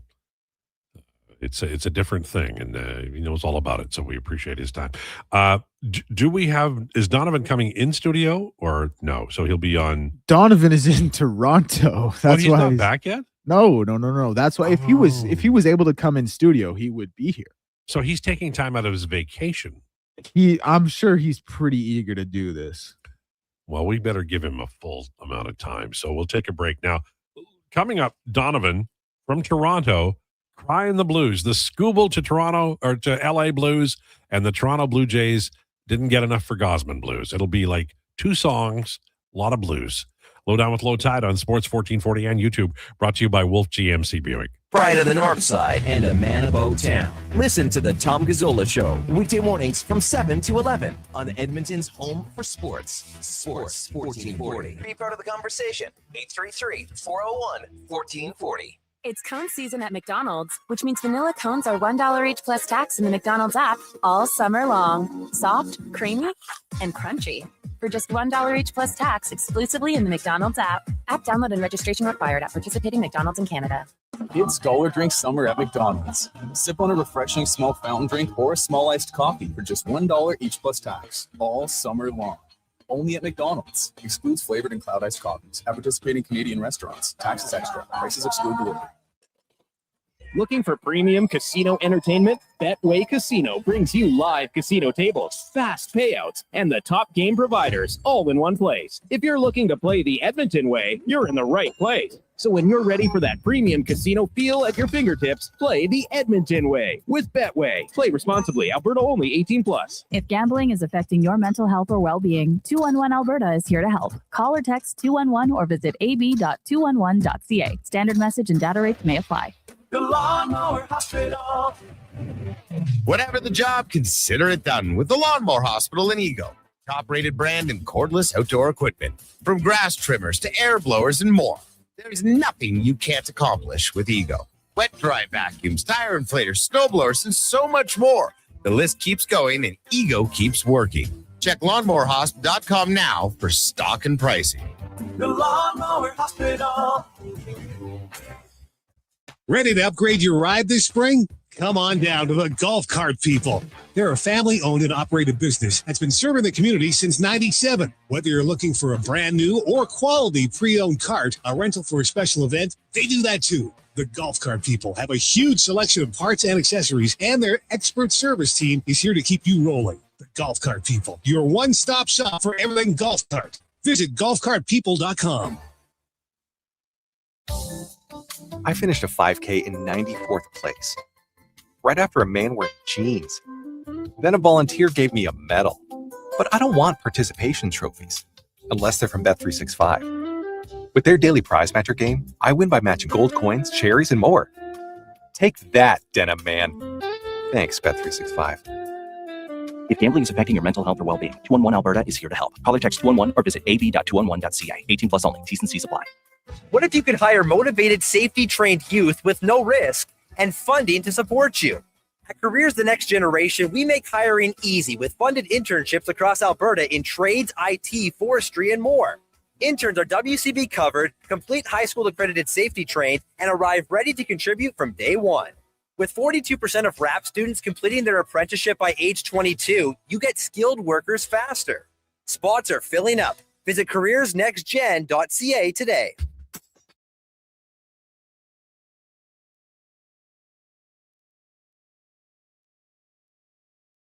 Here's the Lowdown with Lowetide on Sports 1440. Presented by Wolf GMC Buick. We're making it easy. WolfGMCBuick.com.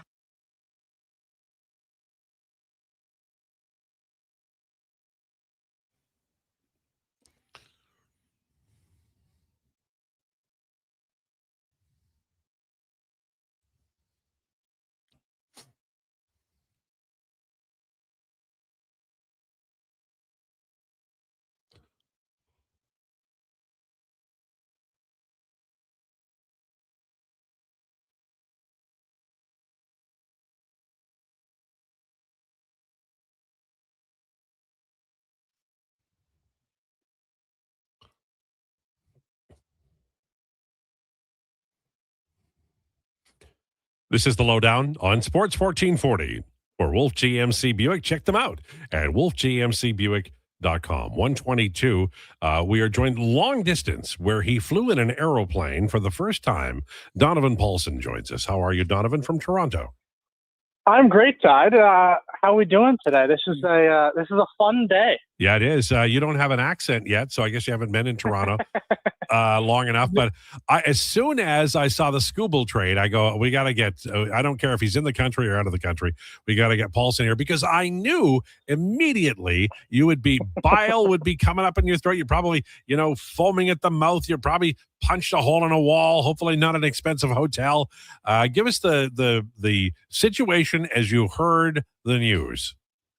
Well, first off, I was here in Toronto, so I was having a great time.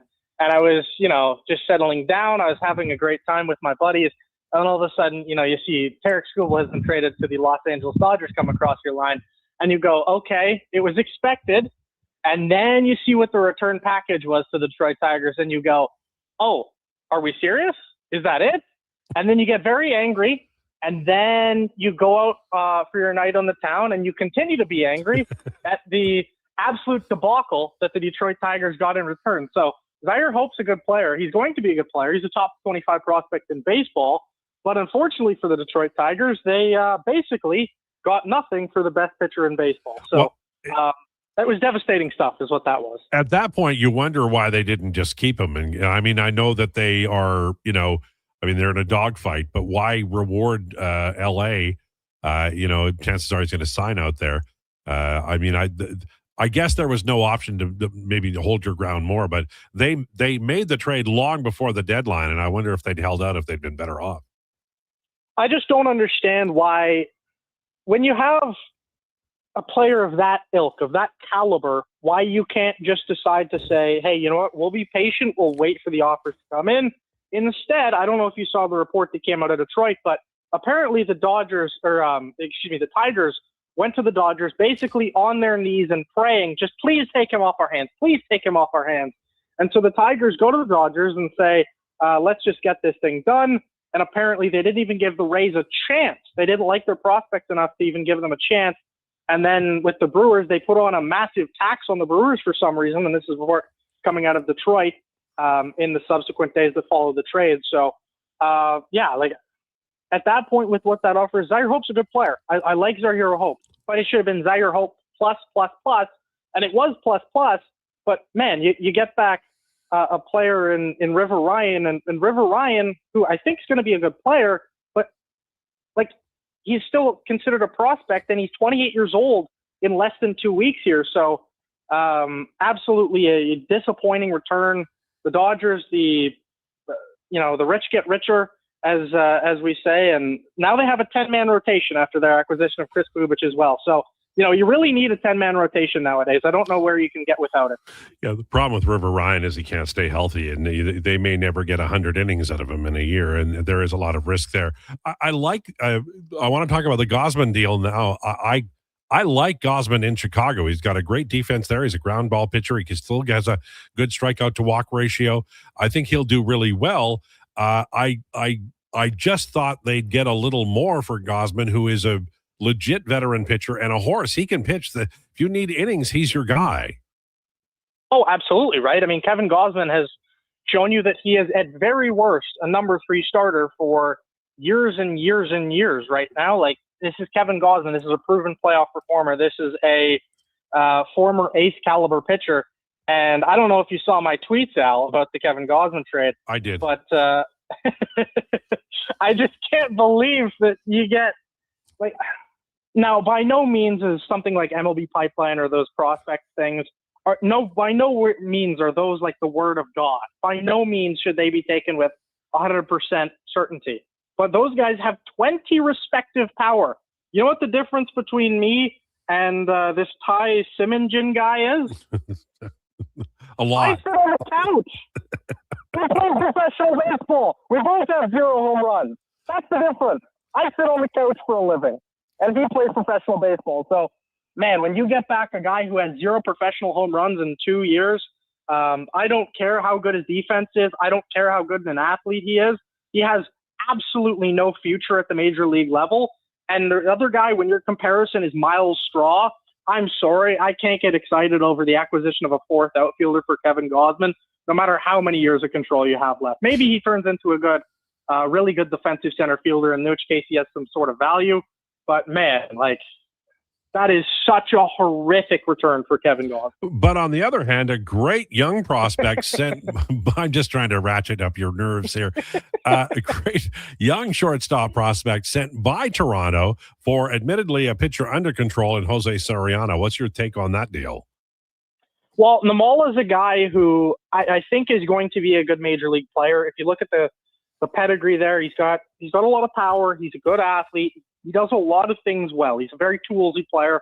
And when you have those types of players at shortstop, usually we want to try and keep them. But if you're the Toronto Blue Jays, they've already clearly – the one thing I will give this front office credit for is they've done a great job with pitching. So I look at the Soriano deal and I say they've already identified that this is a weak free agent crop coming up in the next couple of seasons. And so you want to get ahead of that and you want to say, okay, we'll grab a player while we can.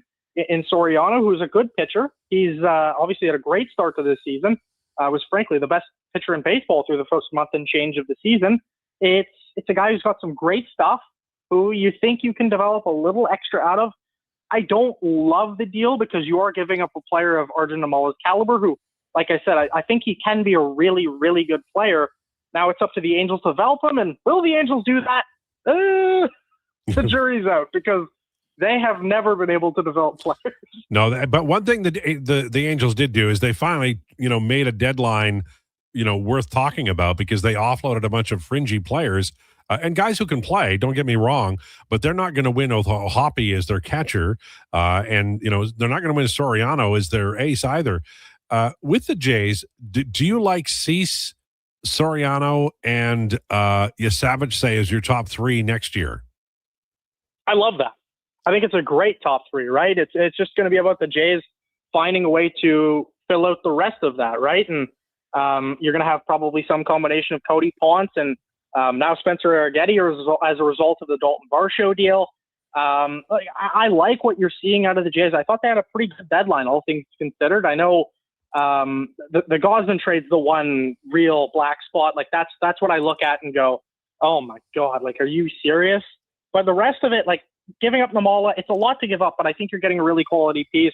As for the Los Angeles Angels, like, they sold off, but I think a lot of people are giving them too much credit, frankly, for their sell-off. Like, you sell off a lot of players who have, 1 or 2 years left on their deals after this season, and the Angels, now you still have Mike Trout. He's still not set free, and you still have Zach Neto, and you still have Reed Detmers. Now, granted, all three good players, but you're clearly going to a rebuild. Why not go into the full rebuild? Why still hold these guys hostage? That I just don't understand and will never understand with the way the Angels run a baseball team. But back to the Jays for a minute, yeah, like that's a spectacular top three. And I think Arrighetti can give you a good kind of 5 to swingman type of role as well. Any teams that you felt won the trade deadline who really put themselves in a better position? Well, I think the Boston Red Sox, that is a huge deadline, right? Getting Adley Rutschman, that is kind of the cream of the crop from yesterday's deadline, was the acquisition of Adley Rutschman. Now, granted, do you overpay dramatically to get that player? Yes, that is, make no mistake, that's huge division tax. You get, by some estimation, some people view that young starting pitcher that they got as a top 25 prospect, plus you get another top couple of prospects in the Red Sox organization. I think that was a huge day by the Red Sox. I also honestly put the Orioles as a winner because this core hasn't been able to get it done to this point. Yeah. So why not capitalize on the value of a guy like Adley Rutschman when you know he's not re-signing, and then you are able to get a couple of unbelievable talents in respect to Witherspoon, who's a first-round pick from last year, I believe, starting pitcher. And then you get, what should be a pretty good corner outfield, and you get another starting pitcher. Like, the Orioles kind of get themselves going in the right direction, I feel, from yesterday. But, like, the biggest winner, make no mistake, it is the Los Angeles Dodgers.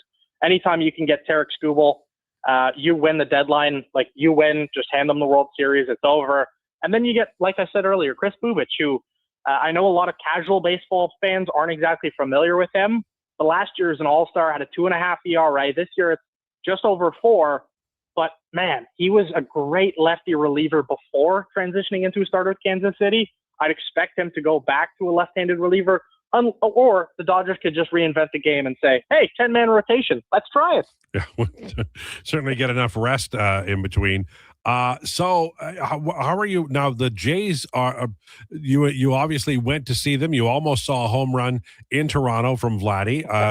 Are you enjoying your sporting life in Toronto? I'm loving my sporting life in Toronto. I went to the game on Saturday. Saw them.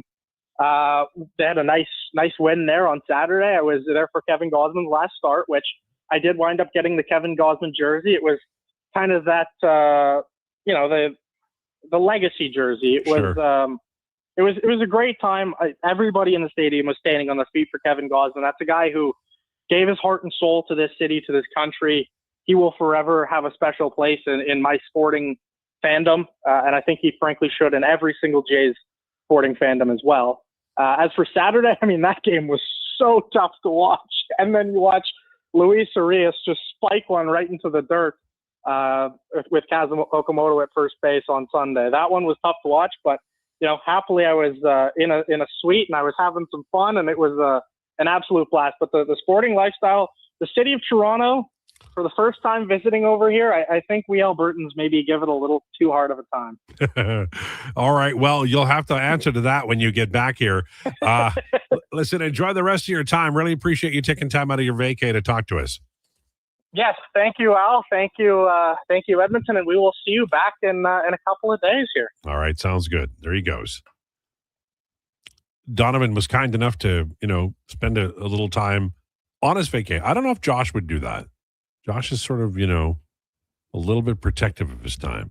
And, I mean, when Declan goes on holidays, the last thing he says to me is, don't call. So I know that's going to happen. Listen, you guys feel free to try and call me on Thursday or Friday. We'll see if I pick up. Yeah, the answer is no. That depends. If I'm on the river, definitely not. Because I won't have my phone with me. What are you doing on the weekend? On Wednesday night, I'm flying to Penticton to go hang out with Nyla and her mom. I was supposed to go on the weekend, but WestJet canceled my flight. So I just managed to, get a cheaper seat 2 days earlier. There you go. So bless up. Look, everything works if you let it. Yeah, I worked really hard to make sure that this would work. A plan that was put into motion on Saturday. All right. Well, you used your whole brain? I used like as much as my brain as possible. And on top of it, I'm flying Flair. And I'm only bringing my backpack. Okay, so nothing can go wrong, and you won't lose anything. No. I'm not gonna lose anything. I won't have enough stuff with me to lose. Tide. Yeah, that's the thing to do. And we're not letting you drive your car through the mountains. No. So there's plane. that. It is. Yeah. So are you taking any holidays this summer, Declan? Or are you all done with that Italian? Well, yeah, I went to Italy for a couple weeks there. That was pretty dope. I'm going to take one day off. For a wedding. Yeah, for a wedding. And I think that's it. Yeah. So do people still... Are you going to take any vacation time? Well, you're kind of a workaholic. Well, you know what? I like my life. Like That's it's fair. like... That's valid. So, and I know one day I'm going to take a day off and it's going to change to polka format or some damn thing. So I keep running it back, man, running it back because I love what I do. And so, maybe I go out of the country and I can't get back. There's a lot of that now too, Yeah. This could be a thing that happens. BC's still part of Canada, so you'll be okay. Yeah. As for now, I'm good. Yeah. Penticton's very nice. Yeah, it is. Have you been? Yeah, I haven't been there in a multitude of years. I probably haven't been there since I was like 10. So that's like 7 years. No, that was 12 years ago. Nice dozen. All right. So coming up is Declinations. What are we doing, man? Trivia. Connor's got 5 trivia questions for me, you, and Josh, as has been the same at this time for the last 3 Tuesdays. I believe I got shut out last week. I was no damn good. I know I got one. I think I actually was the only one on the board last week. I'm going to be honest. Well, Josh fell asleep. That was his problem. No, we all got one because the last We question was did all Oilers get- trivia, and and Lowetide Lowetide answered answered so so fast. fast. That's right. Oh, that's right. right, So I you did. did get on the board with that, as did everyone else. Then I got the Kings for the least amount of 3 See, points. it made me feel happy because I got one that I'd forgotten that I did. That's Even what when we're I- here for, just to make you feel happy. Well, bless you for that. Okay, that's on the way. Lowdown with Lowetide on Sports 1440 and YouTube, brought to you by Wolf GMC Buick. He's a legend in the booth and a master on the mic. Lowetide brings the banter weekdays from noon to 2. Sports 1440 is where Edmonton talks sports. Get in the game. Text 833-401-1440. It might have been scraped by the snowblower, dented while door crashing, Yes, I don't wish. But or this way. crunched at the company Christmas party. At some point over the winter, your car was damaged, and it's been hiding under a coat of winter grime. Then come and see Robertson We Body only have one Works. camera. We can take care of the damage and the dirt. This week only, call and book a repair and get a complete auto detailing absolutely free. But you have to book your appointment before the week is up. Go to robertsonbodyworks.com. I'm Tim Robertson, and I fix cars. Alberta, this one's for you. Around here, trust takes a few winters. It's why players have known Jackpot City since 1998. Home to hundreds of exciting casino games, live dealer action, and new adventures waiting to be discovered. Jackpot City, nothing beats the original. Please play responsibly, 18 years or older, Alberta only. If gambling is affecting your mental health or well-being, 211 Alberta is here to help. Call or text 211 or visit ab.211.ca. Not sure where to turn? Remember 211, the number to contact for mental health, addiction, and community supports. It's free, confidential, and available 24/7. 211 Alberta. One number, countless connections. A message from the Government of Alberta. Thinking of growing your business? In partnership with Prairies Can, the Alberta Chambers of Commerce is helping businesses explore new opportunities, new markets, and build connections through organized trade missions across Canada. Find the right mission for you at abchamber.ca/trade missions. Ford employee pricing is on now, and you pay what we pay on virtually our entire lineup of Ford vehicles. Visit your Alberta Ford store today. Step into a night of pure pop magic with Arrival, Canada's ultimate tribute to ABBA, live October 9th at Pure Casino Yellowhead's Pearl Showroom. Experience a high-energy celebration of ABBA's biggest hits, brought to life by a world-class six-piece band featuring dazzling costumes, tight harmonies, and unforgettable stage energy. Tickets from just $44.99. Get yours now at Ticketmaster. Don't miss Arrival, Canada's ultimate tribute to ABBA, October 9th at Pure Casino. Pure entertainment, pure action, and pure imagination.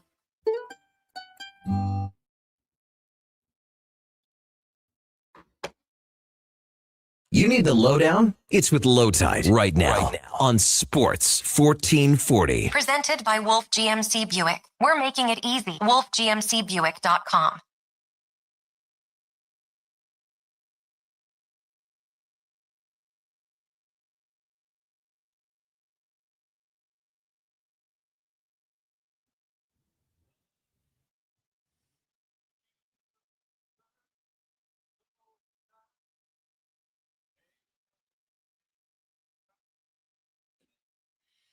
Lowdown with Lowetide on Sports 1440 Twang Tuesday, brought to you by Wolf GMC Buick. Family owned, community driven, making it easy. WolfGMCBuick.com. It's 141. Time for declinations. Brought to you by the Edmonton Elks. Kick off the second half of the season with a 5-game ticket pack and get a $25 voucher. Get yourself half-season pass today at goelks.com/tickets. Edmonton Elks, our city, our year. Yes. What a game and what a crowd on the weekend. Okay. Connor's asking the question. Connor's asking the questions. Connor. All right. Start us off. All right. First question. NHL. What team led the NHL in penalty minutes? Oh. Didn't we have this? I think we had this did. one. Tampa My Bay problem, Lightning. Because it was the Tampa Bay Yeah, Lightning. the Tampa. Yeah. All right. Well, But, hey, that's a free point, though. yeah. Free point. What team? We're not going to get mad about We're free just going to points. bury Donnie this week, actually. We're going to put him so far back in the standings. I love it. Go ahead, Connor. All right. What team leads with most runners left on base per game in the MLB? Oh, my good God. That would be The Pirates, because it was the Pirates because we did that question as well. We did that question as well, and it was the Pirates. Pittsburgh Pirates. Now it might have changed, but I'll roll with the Pirates. Pirates. It's changed. Oh. It's the Chicago Cubs. Wow. Oh, okay. Alex Bregman has been leaving people on base. All right, NBA. What team has had the fewest turnovers per game? Okay, this is one we have not had yet. So, team with good ball security. Again, this is all last season. Yeah.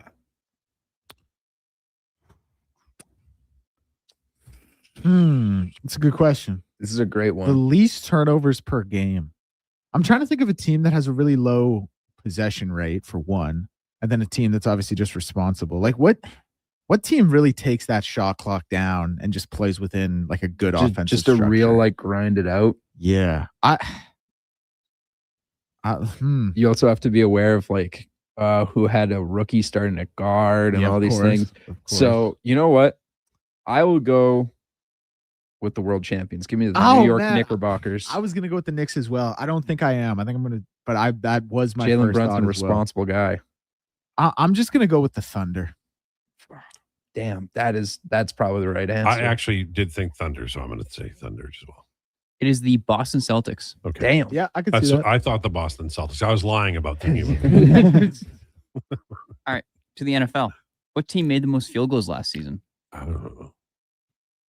Well, we've done that one. Oh man, now oh, you don't remember? I remember. So, see, good. This is unbelievable parallel thought between Connor and I. Because I've done all these questions and he's thinking of them right now. So credit to him. Two smartest guys on the show. Two smartest guys on the show. I remember the answer. Don't advertise that.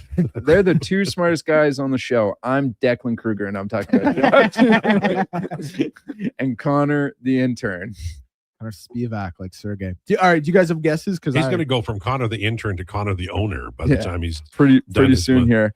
I just most field goals, right? Yeah, most field goals. So it's a team that's can't put it through, right? They got middling offense or a good defense. Oh man, I really can't remember. So I'll say the Dallas Cowboys. Oh, that's a good one.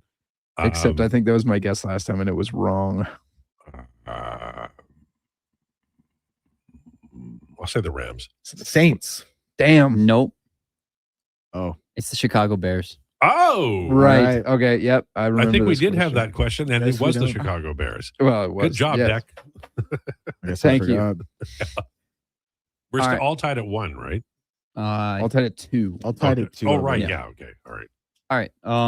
This one, we'll go CFL here for the random one. You guys might get this one, but I added a little bit of, if you guys get this one right away, I added a little bit of an extra to this one. Okay. How many American teams have played in the CFL? Oh, geez. Oh, man, I'm hooped. Vegas Posse. Who were the Stallions? Birmingham? Stallions were, no, it was Baltimore. Baltimore Stallions. I know, Deck, you had this one on lock like as soon as he said it. Well, I know. I hope 5. I hope I'm not missing one. I'll say 3. Wait, hold, don't answer yet. I'm giving you time. Pick up the pace, CFL boy. I think it's 4 as well. Is it 5? It's 7. Damn it. And a little add on there. Can you name all of them? Well, there was the Vegas Posse. Vegas Posse, Baltimore Stallions, yeah, Shreveport. Yeah. Do you know what the team was? Pirates. Yeah. Memphis Mad Dogs, I believe. Yeah. And there were 3 more? Yeah. Did we say Baltimore? Yep. Yeah, we did. There were 3 more. Was there a team in Birmingham? Tide was right about there that? was a team in Birmingham. I don't remember the name. The Barons. The Barracudas. Damn. Barracudas. That is an awful name. Sure it is. I mean, how far is it from the sea? Maybe it isn't. Maybe it's right there. I don't know. That we've got 4. You have 2 left. Oh man. Okay. Yeah, I just looked it up, but I don't know. Like, did Buffalo have one? Did they have a CFL team? No. They were, I think, Southern. Like if you count Vegas. Being so yeah, I would count that as being Southern. So did they have like a team from Austin? Close. Very close. Oh, like okay, so it's one of the Houston again. Close. San Antonio. Yeah. All right. Gamblers. Texans. Texans. And then do you remember this one, Lowetide? The Sacramento Gold Miners. Oh yes. Yeah. Oh, damn it! I can't believe I didn't get that. No. See, now that's actually a good name, Sacramento Gold Miners. That's the Birmingham Barracudas sucks. Great question. That Great that question, really is. Connor. That's an awesome one. Yeah. That one came from the weekend. Met the girlfriend's parents, and that was that was one of our conversations. Shout out. Who's the quarterback that came out of American CFL, and he went to Montreal. What's his name? He won the 13-man game for the Alouettes. The kicker? No, the quarterback. Oh, Calvillo. Yeah, where he played with one of those teams. Vegas. Yeah, I remember that because that's the one thing out of the American CFL thing that I remember is that a truly great quarterback who maybe wouldn't have ended up here dominated the Flatlanders and had a really bad year that year too. Yeah, he did. Yep. Yeah. You know what? If they'd just taken a dozen pill out there, they wouldn't have had the penalty. Everybody grabs one; they know they're supposed to be out there. Yeah, well, there's the problem. Man, just by the way, like Anthony Calvillo, what a quarterback. He was a great quarterback. You know, the CFLs, Warren Moon's my all-time favorite. I think Flutie's probably the second one, but Calvillo might be the third best one. He was great. And I'll tell you, like, I'm not going to disagree with those two, but if someone comes to me and tells me it's Calvillo, like, they have an argument. No. He threw for like 80,000 yards. And understand, I'm always going to say Warren Moon just because I saw him and he was just so good. But from the point of view of being a CFL quarterback, Calvillo was lights out. He was everything, man. Because he did it for 20 years. Yeah, and he did. And he was the reason they won a lot. Mm-hmm. You know, I know the quarterback's the most important position, but like they were not always great, and they still won at times. CFL Tom Brady, Brandon Calvillo. He's more. Played for 20 years, threw for 80,000 yards. I know only one other dude that did that. Won 4 Grey Cups. I guess Tom Brady probably is the best comparable. Not style wise, but but just career arc wise. Yeah.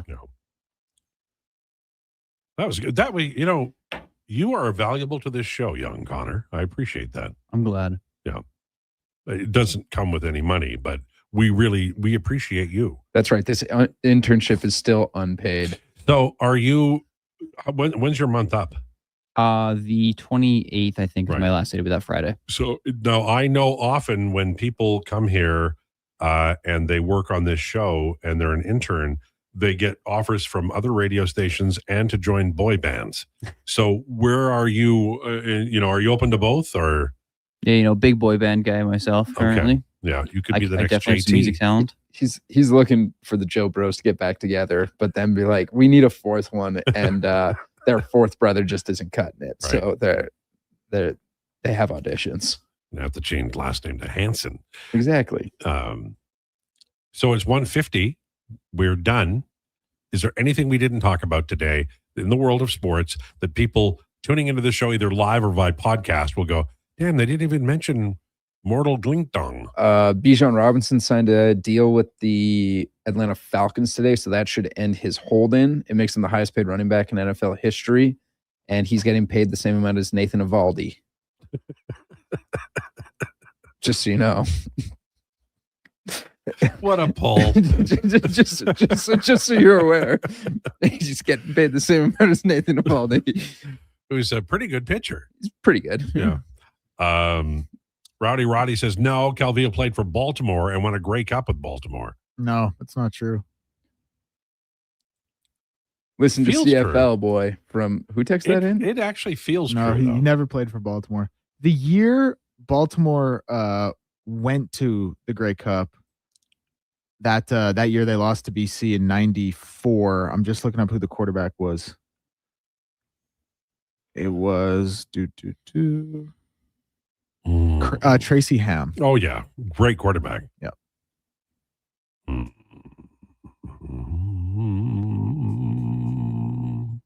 Also, Zay Flowers, he signed an extension with the Ravens that makes him tied for the highest paid wide receiver in NFL history with Justin Jefferson. Calvillo played for Las Vegas Hamilton in Montreal. Yeah, and sorry, the Stallions did win the Grey Cup that next year. But it wasn't Calvillo. No, in 95. Yeah. But I don't know who their quarterback was. All right. So what's up for the Elks? Anything, like you're finding injuries, anything like that? Should be getting Nick Anderson and I believe it was David Beard back. Okay. So pretty good. Want that veteran on the line back for sure. It was Tracy Ham again, by the way. Yeah, Tracy Ham was a very good quarterback. When I was young and in this city, it was Lemmerman, Wilkinson, Moon, Ham, Dunnigan, Damon Allen. I'm missing maybe one, but that's a run of 6 that is just, it'll never be equaled. That's just stupid good. Elks, by the way, play Saturday in Montreal. Can you imagine? Let's just picture you're the guy who books the hotels and makes sure nobody gets in trouble, and you go to Regina or Montreal. Like, how much more help do you need in making sure 7,300 football players don't get in trouble in Montreal than you do in Regina? Yeah, I think you just sort of have to put a chain on the front door of the hotel. And like, you need to Roadrunner Wile E. Coyote it, where you just like paint the fire exits on the door or on the wall, but it's not actually there. So they're actually just trapped. I honestly, in Montreal, the number of stories that come out of teams going to Montreal and accessing things that are readily available in that city that aren't necessarily available in other towns. I think we should all just say, thank goodness Donovan and his friends didn't go to Montreal. There's still a chance they don't make it back, but it would have been 100% in Montreal. Yeah. If I ever went anywhere with him, I would force him to go to a concert. He's going to have a great time. I'm going to see Trooper this week. Hey, you're here for a good time, not a long time. Yeah. 3 dressed up as a 9. Okay. I'm really out on my Trooper references. We're here for a good time. General hand grenade. Okay. Thanks so much for tuning into the Lowdown. Jason Krueger on the way next. Please enjoy your day.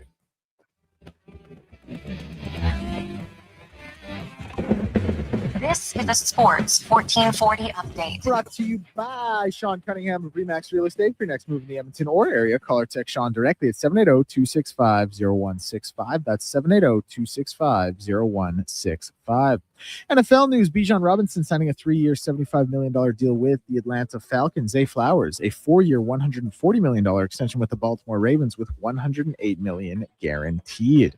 In the MLB today, we will see the action get going at 4:35 with the Angels and the Orioles, A's and Reds, Mets and Guardians, Nats and Phillies all up at 4:40. And then the Jays will be in action at 6:10 in Houston with Trey Savage on the mound. Elsewhere, former Patriots quarterback Bailey Zappi has been added to the Rough Riders NAG list. And that's going to do it for this update. I'm Declan Krueger. Next is the Jason Krueger Show.